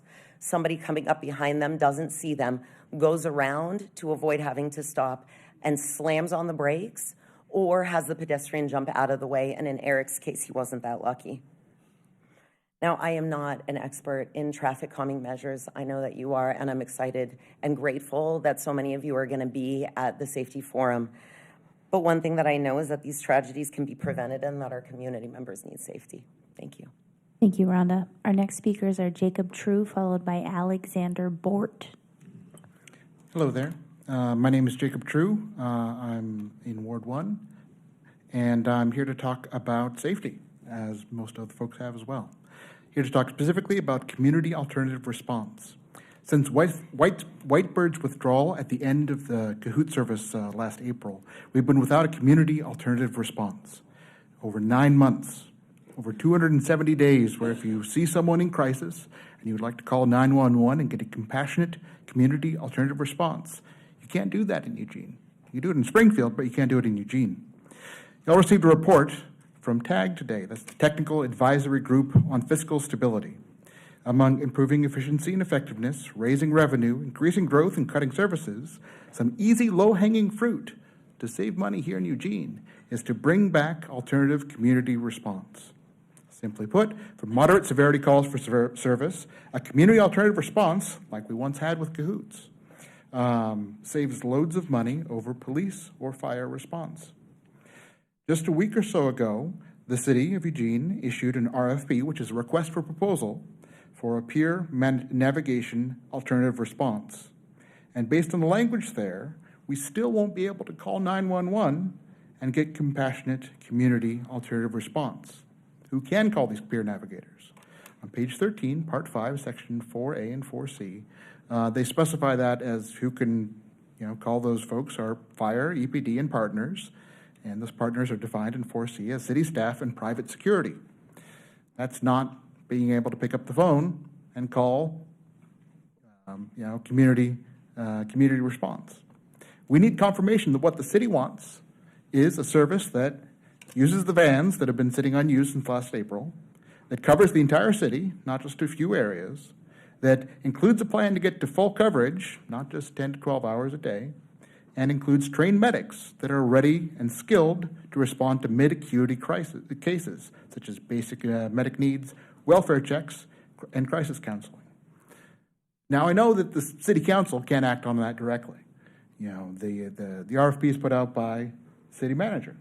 So I would like to ask the city manager to modify the RFP, review and revise, so we can actually get community alternative response back in our community here at Eugene. Thank you, Jacob. Our next speakers are Alexander Bort, followed by Justin Burns.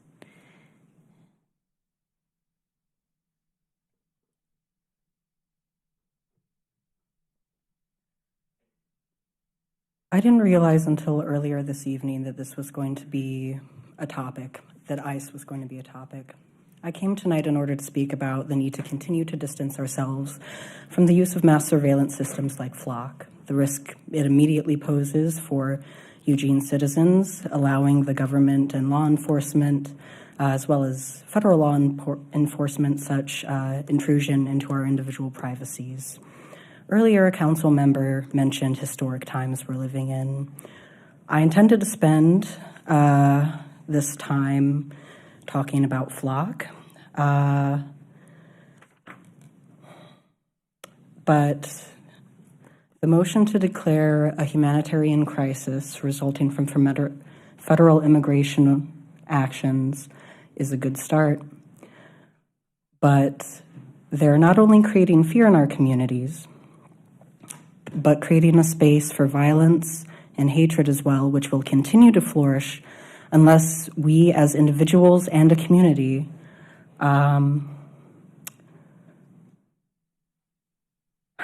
act to end it. We are living... Earlier this evening, there was a stabbing on 7th Street at the Chevron there. I know that because I was there to administer first aid. In fact, I'm still covered in that man's blood. A member of our community was stabbed to the bone. Viciously attacked. I'm not here to spread that man's individual trauma in a public forum. I'm here to speak to the citizens as well as the members of this council. I don't know what led someone to act in this way. I know that my mind immediately went to his ethnicity, to his skin color, the tattoos he dared to put on it. I know that my suspicion for the cause of this crime, let's see, I don't have enough time. We need to join together as individuals in rapid response and direct action networks. We need to move further to prevent this kind of thing from happening. And thank you, Alexander. Our next speakers are Justin Burns, followed by Rebecca McCroskey.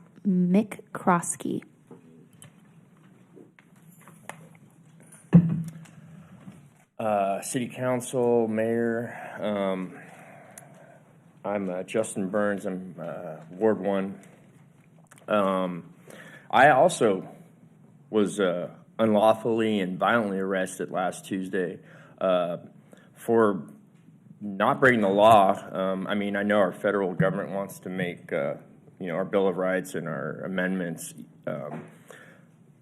void, because I used my First Amendment to voice how angry I was with what the federal government's doing in regards to immigration, particularly DHS and ICE. Yeah, so, they chased me down in particular and slammed me on the ground. I'm 42 years old, and I'm not a criminal. I haven't broken a law as an adult, so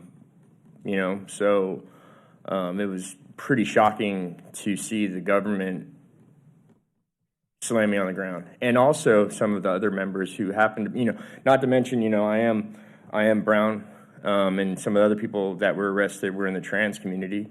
I highly suspect we were picked up for those reasons. I want to give the city council and you, the mayor, a chance to possibly apologize, to possibly change some of the statements that were made in the Lookout News and some of the other news sites, saying that we were the ones perpetrating violence and that we were criminals, because we work in this community, we actually have jobs, and then we have to deal with that if people calling us criminals, and it's not the case. I want to give you guys a chance to change what happened, because obviously DHS broke that window so they could attack us.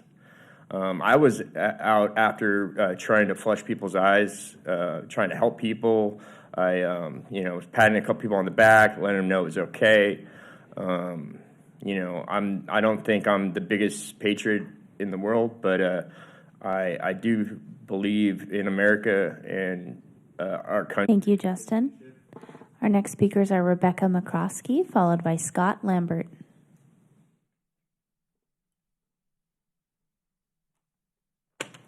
Rebecca McCroskey, Friendly Neighborhood.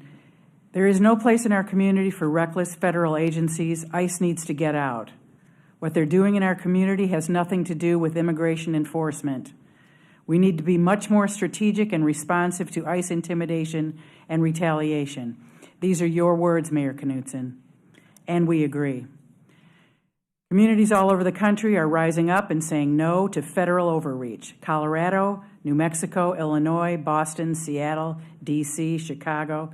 Here in Oregon, Judge Kasubai has ruled against warrantless arrests, and you guys are working on restricting data collection. By the way, no ALPRs. We all know how that's going to end up. While ICE ramps up, we stay in the streets. Singers, surgers, legal observers, veterans, grannies, neighborhood workers, slugs and frogs, and planet preservers. We need to know that the city has our backs. It's not enough to tell us to stay away from the federal building. We won't and we can't stay away. We need concrete steps to stop this madness, and I'm cramming as many as I can into 2.5 minutes. Document and prosecute illegal ICE activity, make it public. Halt the use of crowd control munitions. Create a hotline to report swapping and hiding license plates by ICE. Create ICE-free zones in the city. Preserve body cam footage. And protect civilians first. Not property, not armed goons, civilians. As Jim... Ladies and gentlemen, please, only the person at the podium should be making any sounds. Waving your hands in silent support is acceptable, but please, we need to remain quiet. Thank you. Just one last thing. As Jim Hovland, the mayor of Edina, Minnesota, put it, in these trouble-filled days, the nation should know that Minnesota has not resisted legal immigration enforcement.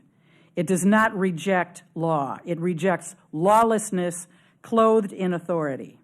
It does not deny the nation's right to govern its borders, but it insists that the governance be worthy of and deferential to a free people. Thank you. Thank you, Rebecca. Our next speakers are Scott Lambert, followed by Teresa Hackford.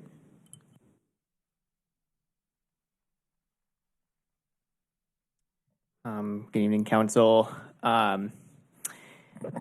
First, so to my advisor at U of O, so if you're wondering why I didn't get much research done this week, it's because I'm back here again.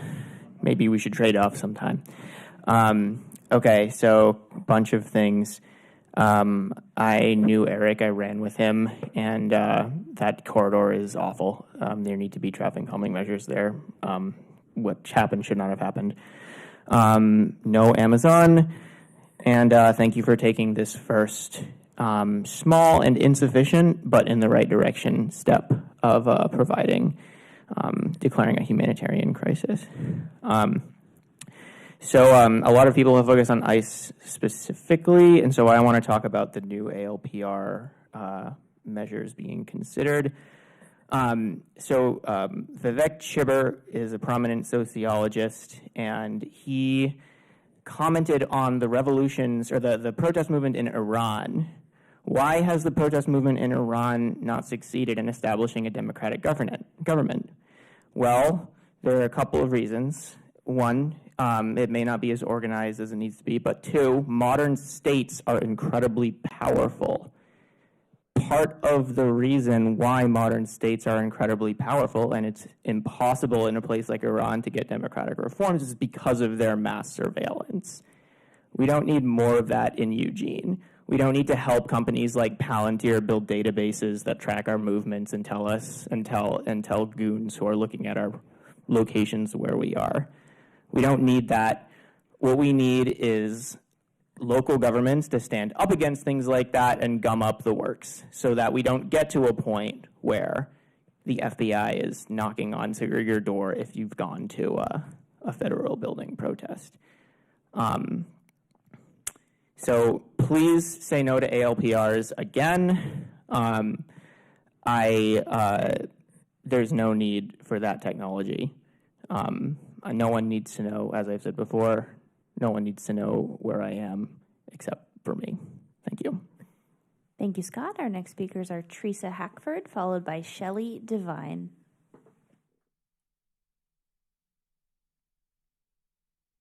Hello, my name is Teresa and I live in Ward 6. I do not have a polished speech to present and I'm quite terrified to be here. I'm usually the quiet one in the back of the room. And things have gotten so bad lately, as you know, that I can no longer sit there quiet. My children beg me to stay home, and I tell them I can't. I am putting myself out there for whatever might come my way because I can't sit there any longer. There's too much crap going on. And so I came with the intent of speaking on two things. There's no way I can say anything better than Rebecca just did. I love all the things she said. And I would say thank you for the two actions that you have taken so far that I just learned about. That I just learned about tonight. I am optimistic, as Ty mentioned earlier, and thank you for taking those actions. They are just the beginning. Please continue with those. So my two main thoughts are to add my voice to those who are speaking out against the automated license plate readers. It was a bad idea months ago, and it is still a bad idea. Please do not revisit this. And the second, of course, is to clean up, to get rid of ICE out of our community. One thing that has not been mentioned, that I haven't heard in the comments that were made about who started what and who did what and the dollar amount of damage that was done, I did not hear anything said about taxpayer dollars being spent to clean up toxic mess that they created. I didn't realize you had to scrape the topsoil afterwards. And the leaf blowers that were used afterwards to clean up the sidewalks, that just spread the toxins further. And I've heard that people 2 blocks away in the Holt Center were having burning lungs and coughing episodes. they had nothing to do what was going on at the federal building, and that they too were paying the consequences. So please, continue the good work, and thank you for listening to us. Thank you, Teresa. Our next speakers are Shelley Devine, followed by Chloe Longworth.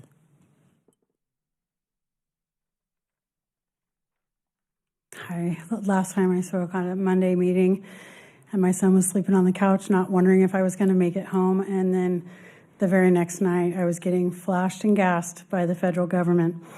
Words that I'm tired of hearing are unprecedented and peaceful protest. We are nonviolent protesters. It is nonviolent by design. It is a nonviolent resisting tactic, and it is meant to be disruptive, and we will continue to be disruptive because the point of protest is not for everyone else's comfort. The goal is collective discomfort. I want you guys to be aware, because it's new information to me, but there is a direct pipeline from Amazon warehouse to DHS detention center. It is the Commerce Concentration Industrial Complex, and that is what is happening across the country right now. It is alarming. In January of last year, there were 107 detention centers across the country, and by the end of the year, that number grew to 212. So the acting director of ICE, Todd Lyons, says we need to get better at treating this like a business, like Amazon Prime, but with human beings. So DHS has authority under the Supremacy Clause of the Constitution to buy property whether the state or local government wants it or not. So they're doing this in Orlando, Florida, a former Amazon warehouse, 440,000 square feet. Now DHS is attempting to buy it. They just bought one in Surprise, Arizona. They spent $70 million in cash to purchase a 418,000 square foot warehouse originally designed for Amazon. 5 cities in Texas are getting it. There's a list. They're looking in Seattle. They're looking in Merrillville, Indiana, near Baltimore, Merrimack, New Hampshire. It's an extensive list of cities where this is happening. So it's only a private owner that refuses to sell to the federal government that might stop it, but it's our local, it's permitting stuff. So we need to stop this because we're inviting a future potential concentration camp to be in Eugene.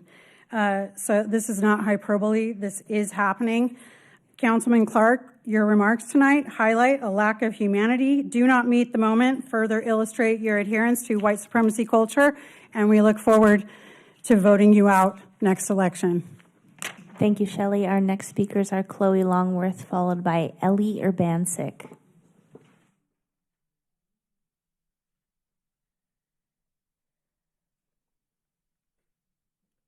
Hi, my name is Chloe Longworth. I use she, they pronoun.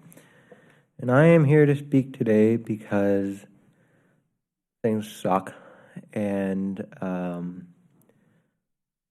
I want to voice that I would like to see city officials doing stuff to fight the authoritarian regime that's happening and being enforced by DHS, which is the militant arm of the government right now.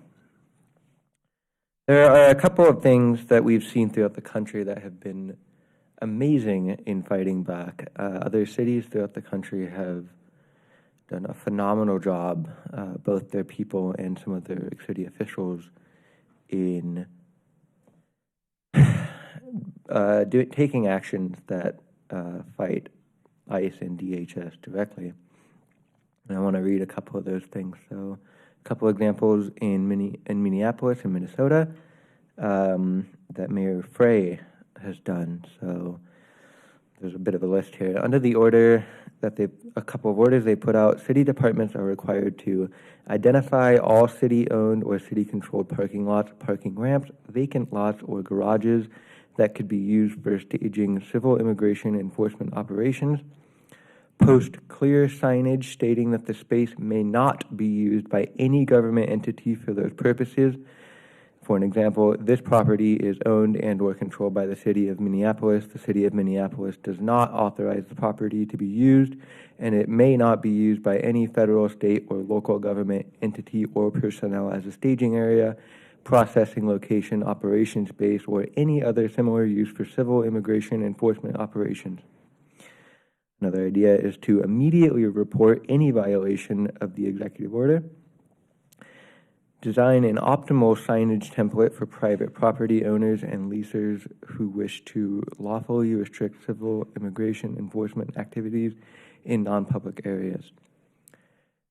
There has been something that Councilor Keating said, which is that words are not enough, and that is true.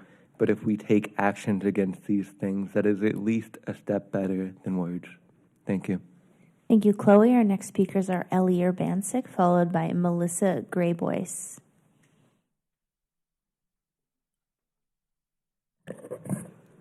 Hello, my name is Ellie Urbancic. I'm from Ward 3. I would like to first say that I appreciate the work you're doing to condemn federal violence. To that end, I'm here again to express immense concern about the Council's discussion of ALPR surveillance technology slated for a work session on February 18th. Councilmember Clark, you expressed uncertainty about the City of Eugene's ability to fund humanitarian efforts like the $50,000 proposed to aid some of the most vulnerable families in our community. How much money did the City of Eugene spend on a 2-year contract with Flock, in contrast?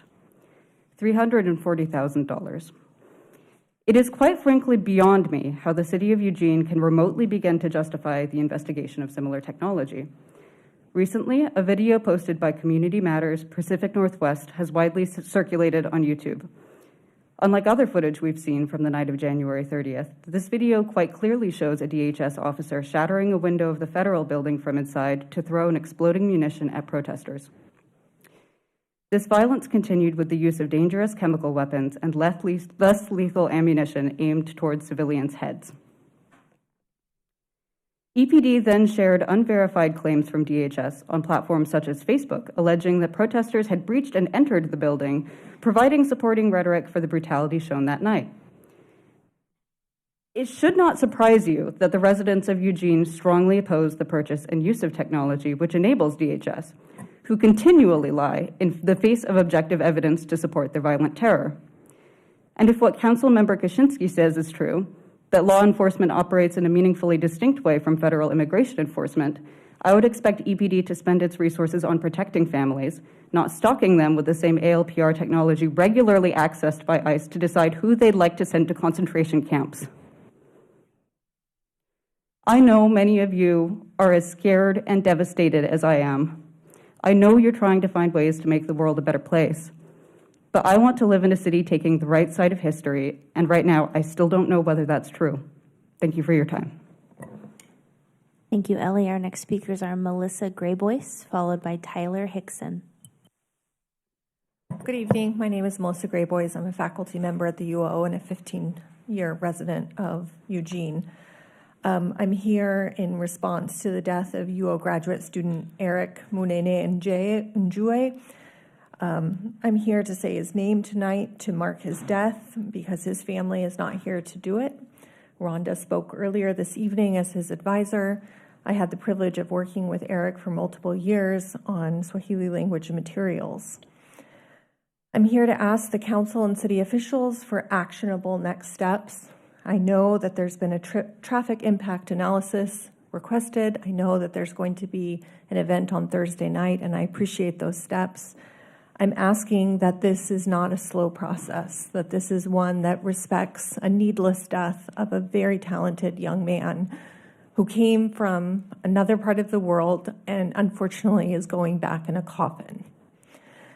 We know that Patterson Street, as Rhonda pointed out, is the YMCA, it's Roosevelt, it's South Eugene High School, it's Spencerview Apartments with children, with young people crossing the street every single day.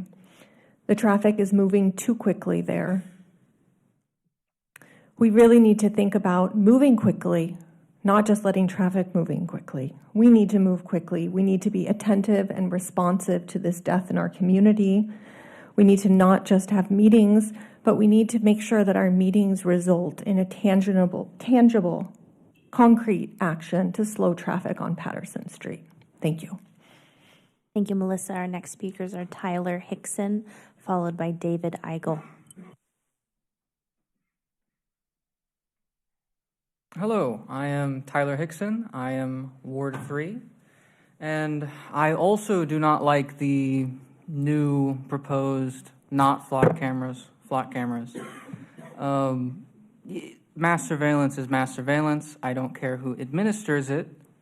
I don't think many people, I mean, obviously you can have worse administrators than others, but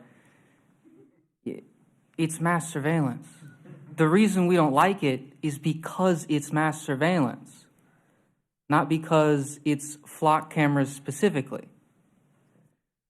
I thought that was pretty clear when we flooded this this chamber for months and begged you to stop.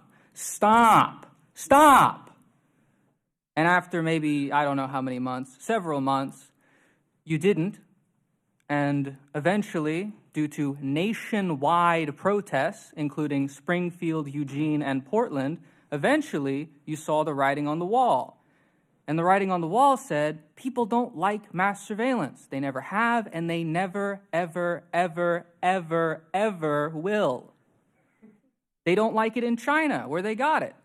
No one likes mass surveillance. Not the people who have it, not the people who don't. No one likes it. Except for stalkers. They like being able to see where she took the kids.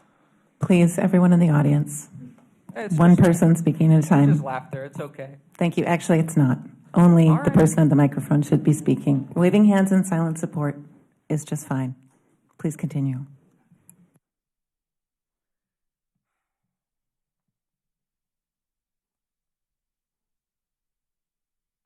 I do not like mass surveillance. No one I have ever talked to has liked mass surveillance, apart from a few Nazis. Yes, I have spoken to Nazis. I get around.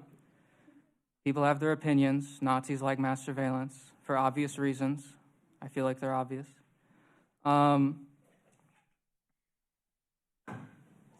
They also don't really stop crime at all. I think that's been shown. They are used to unlawfully obtain a large amount of unconstitutionally obtained evidence, but they do not stop crime. They never have. They just put people at odds against the government in harm's way. Thank you, Tyler. Our next speakers are David Eigel, followed by Glenn O. David Eigel, Ward 1. I was stunned to learn that although I documented that a false historical narrative was being misused by the retired masseuse Californian Talisha Brown to promote the North Bank Memorial Project, the project has not been canceled. Eugene City funds and departments have been hijacked to facilitate this fraud. Last Friday at City Club, Ms. Brown again spouted her falsehood that Eugene had been a sundown town. She mentioned Wiley Griffith in her talk. During the Q&A, I pointed out that Wiley Griffin had been a beloved member of the Eugene community and that when he died in 1913, he was a Eugene homeowner. In 1912, he said that there's no place he'd rather live than Eugene, pointing out that during the first half of the 20th century, there were many black residents in Eugene. I asked Ms. Brown if she believed these residents had been required to leave their homes at sunset and return in the morning. Her non-answer was to say, "Thank you," and nothing more. She knows she's lying. She's sick. I was heartened by the thank yous and handshakes I received from some native black Eugenians who were in attendance. Making false statements to potential donors to attract donations is a Class A misdemeanor. My original complaint filed with the City of Eugene Police was not pursued because an officer erroneously believed that it was the responsibility of the state AG's office. Believing the North Bank Memorial Project abandoned, I didn't pursue it further then, but I will now. I ask everyone to encourage the DA's office to vigorously prosecute Talisha Brown. Jennifer Ye was at the event last year in Alton Baker Park promoting the memorial, as was our Mayor-elect Knudsen. Jennifer Ye is well known for being booted out as the director of the Lane County History Museum because of her presentation of false history. Mayor Knudsen, would you please comment on what action you've taken to put a stop to this nonsense or why you failed to act? Thank you. Thank you, David. Our next speakers are Glenn O, followed by Wynn Mansell. Hi, thank you. So 2 weeks ago, I was here talking about the absurdity of the situation of EPD assisting ICE and DHS agents out of that building, while the week prior, someone was kidnapped and driven out without anybody lifting a finger. And we still have even more examples of that. So on Friday, the 30th, when EPD lined up to protect the building or whatever they were doing, they were ensuring that, more DHS agents could make it down here from Portland to just royally mess us up. And I thought it was kind of comical that as soon as EPD left, as soon as more people from Portland arrived, they knew exactly what was going to happen. EPD was more than aware that chemical weapons were going to be used. We were going to get tear gassed, we were going to get flashbanged, because they had already done it that night and 2 days prior. But when they left, they just left. They didn't bother to block off a road. They didn't bother to do anything for the public. And that's absurd, because there were so many young adults there that probably don't know how to react in those situations. We had people crossing the street, coughing up a lung, blinded, running across 5th and 7th Street with cars coming because their windows were down. There was absolutely, that is ridiculous. And that is just the worst, where were they, right? You couldn't even block off 5th and 6th knowing that there was going to be tear gas coming our way. 2 days later, somebody was hit in the back of the head with a less than lethal round. They were bleeding and they had to go to the EMT. However, EMTs couldn't make it to them because of the absurd amount of tear gas that was being used from the federal agents. So other activists had to carry them to a safe place to get taken to the hospital. That is absurd. Where was EPD ensuring safe traffic for that?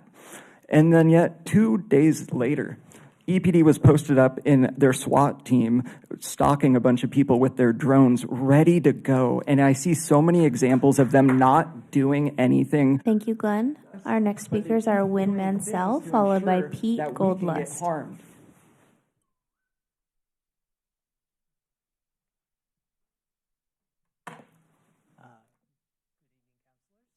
City staff, Mayor, Wynn Mansell, Ward 7. Once again, ALPRs, very bad, make them go away. But seriously, I would love an update on whether or not Flock has actually responded to the city's request to delete and return the city's data to it. I think that's quite important. And if they haven't done it yet, I would love to see some statement of accountability on holding them to that which you very fairly asked them to do. Going to reiterate, I don't think the city should be entering into any sort of a contract with any ALPR provider now or in the future.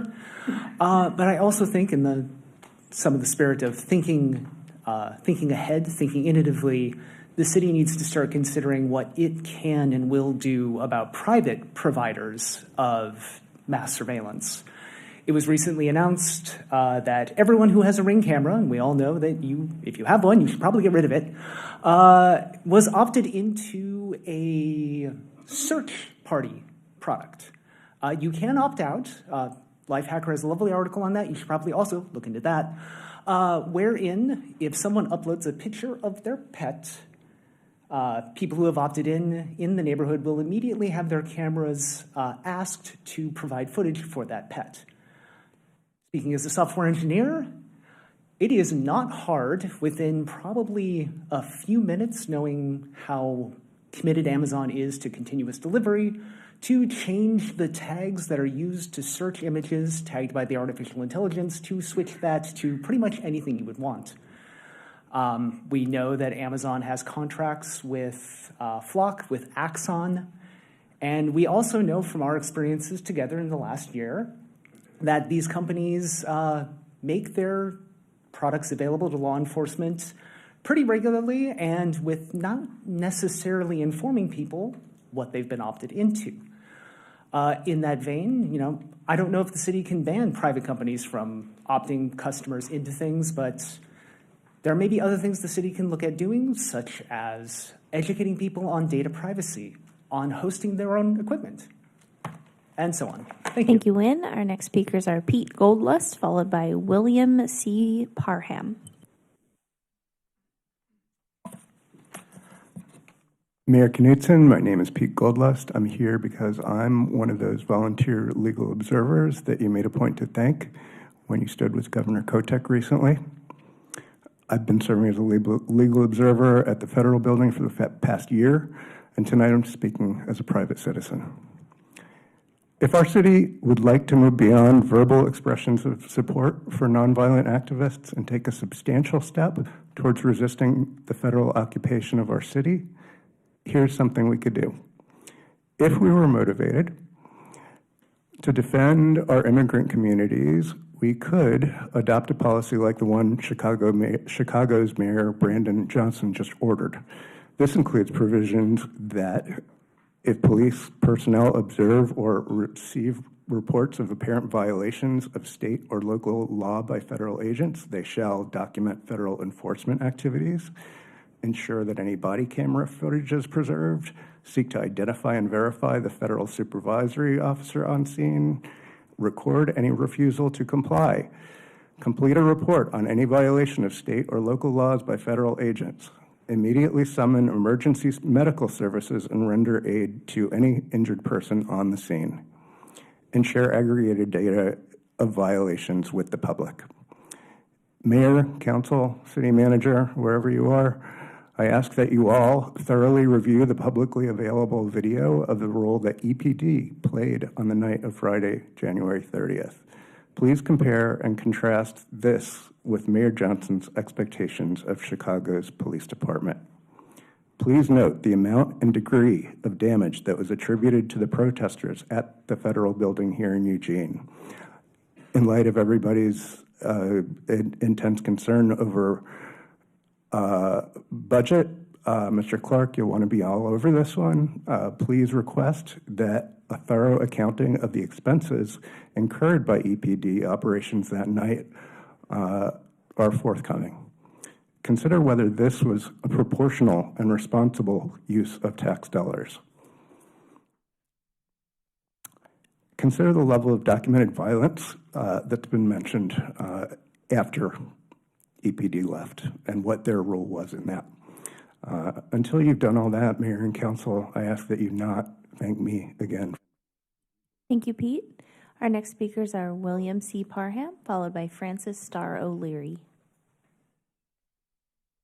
William Parham. Okay, our next speaker is Francis Starr O'Leary.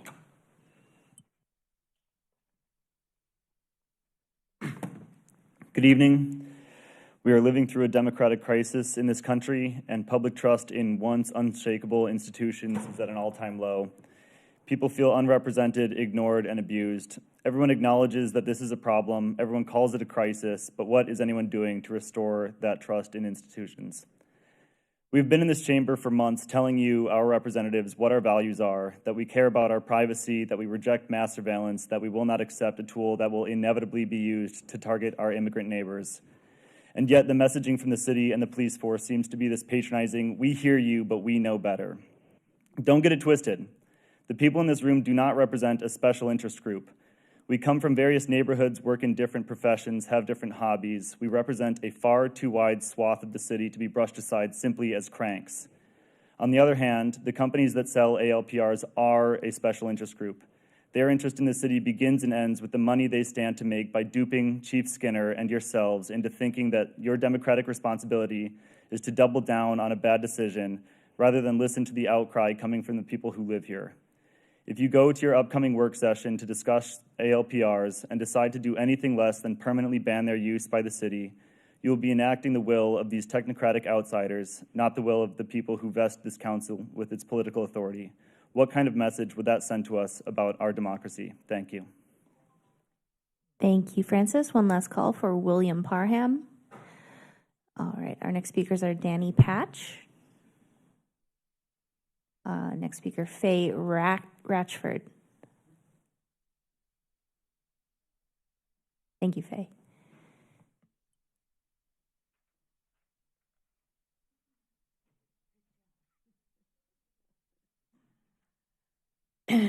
Hello. Again, I am here representing a growing number of voting citizens in Ward 4 to show the council ways to shut down the proposed Amazon warehouse. There are numerous examples of other city councils and mayors working with their citizens that have successfully stopped the construction of these warehouses. In California alone, they have banded together to require additional traffic and environmental studies, which prompted Amazon to back out of a similar development that was in Sonoma County.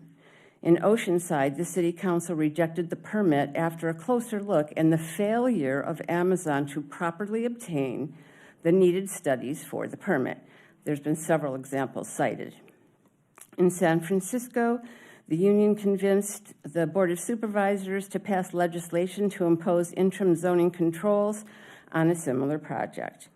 There is no interest in long-term sustainability or solutions to improve their workers' lives. Amazon's operations are parasitic to any environment it occupies.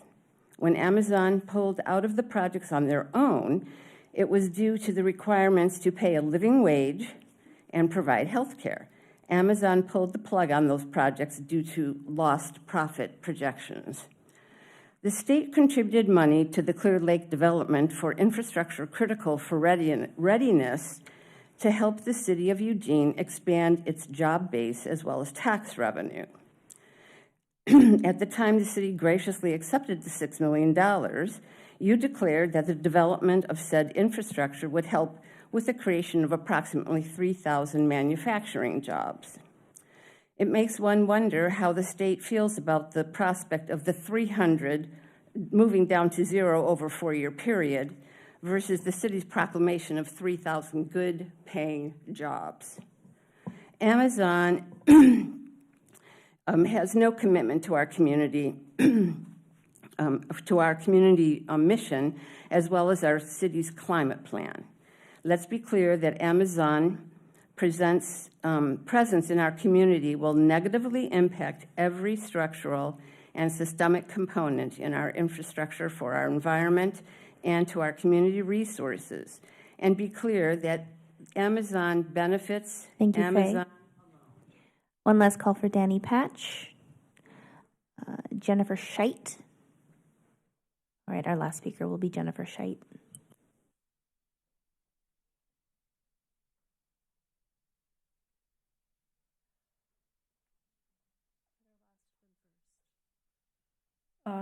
Thank you, Council and Mayor. My name is Jennifer Scheit. I reside in Ward 1. Not my primary topic, so I'm going to start from the back in reaction to what my community members and neighbors have said tonight. Regarding the federal action at the expense of my community members on a recent Tuesday, I was present for a candlelight vigil. A candlelight vigil. Embarrassing what they did. Hurtful, discompassionate, and deeply disrespectful. I'm sure you've seen the images. I'm here tonight to speak about my concerns, the potential consideration for new or different vendors related to the installation of ALPR cameras, mass surveillance cameras. I realize I was overly optimistic at the result gained this past December when the flock cameras were removed. I'm a rookie. I also understand EPD and or the city has yet to fulfill the community request or perhaps commitment to transparency regarding how much and what types of data were collected during the time of their use. It feels obvious to me to state that surveillance does not prevent crime. It is at best reactionary. Council just tonight speaks to and recognizes a need to try to meet basic human needs. Council recognizes lots of things need to be done here for our community. Council spoke to a need to defend and support civil rights. Mayor, you also spoke to following the rule of law. Mass surveillance does not speak to basic human needs, meeting the community needs, defending and supporting civil rights, nor to the rule of law. Again, at best, surveillance is reactionary. To say the least, it is intrusive. Council also mentions concerns about budget cuts, not having enough funds to do everything we want to do, current circumstances around our budget.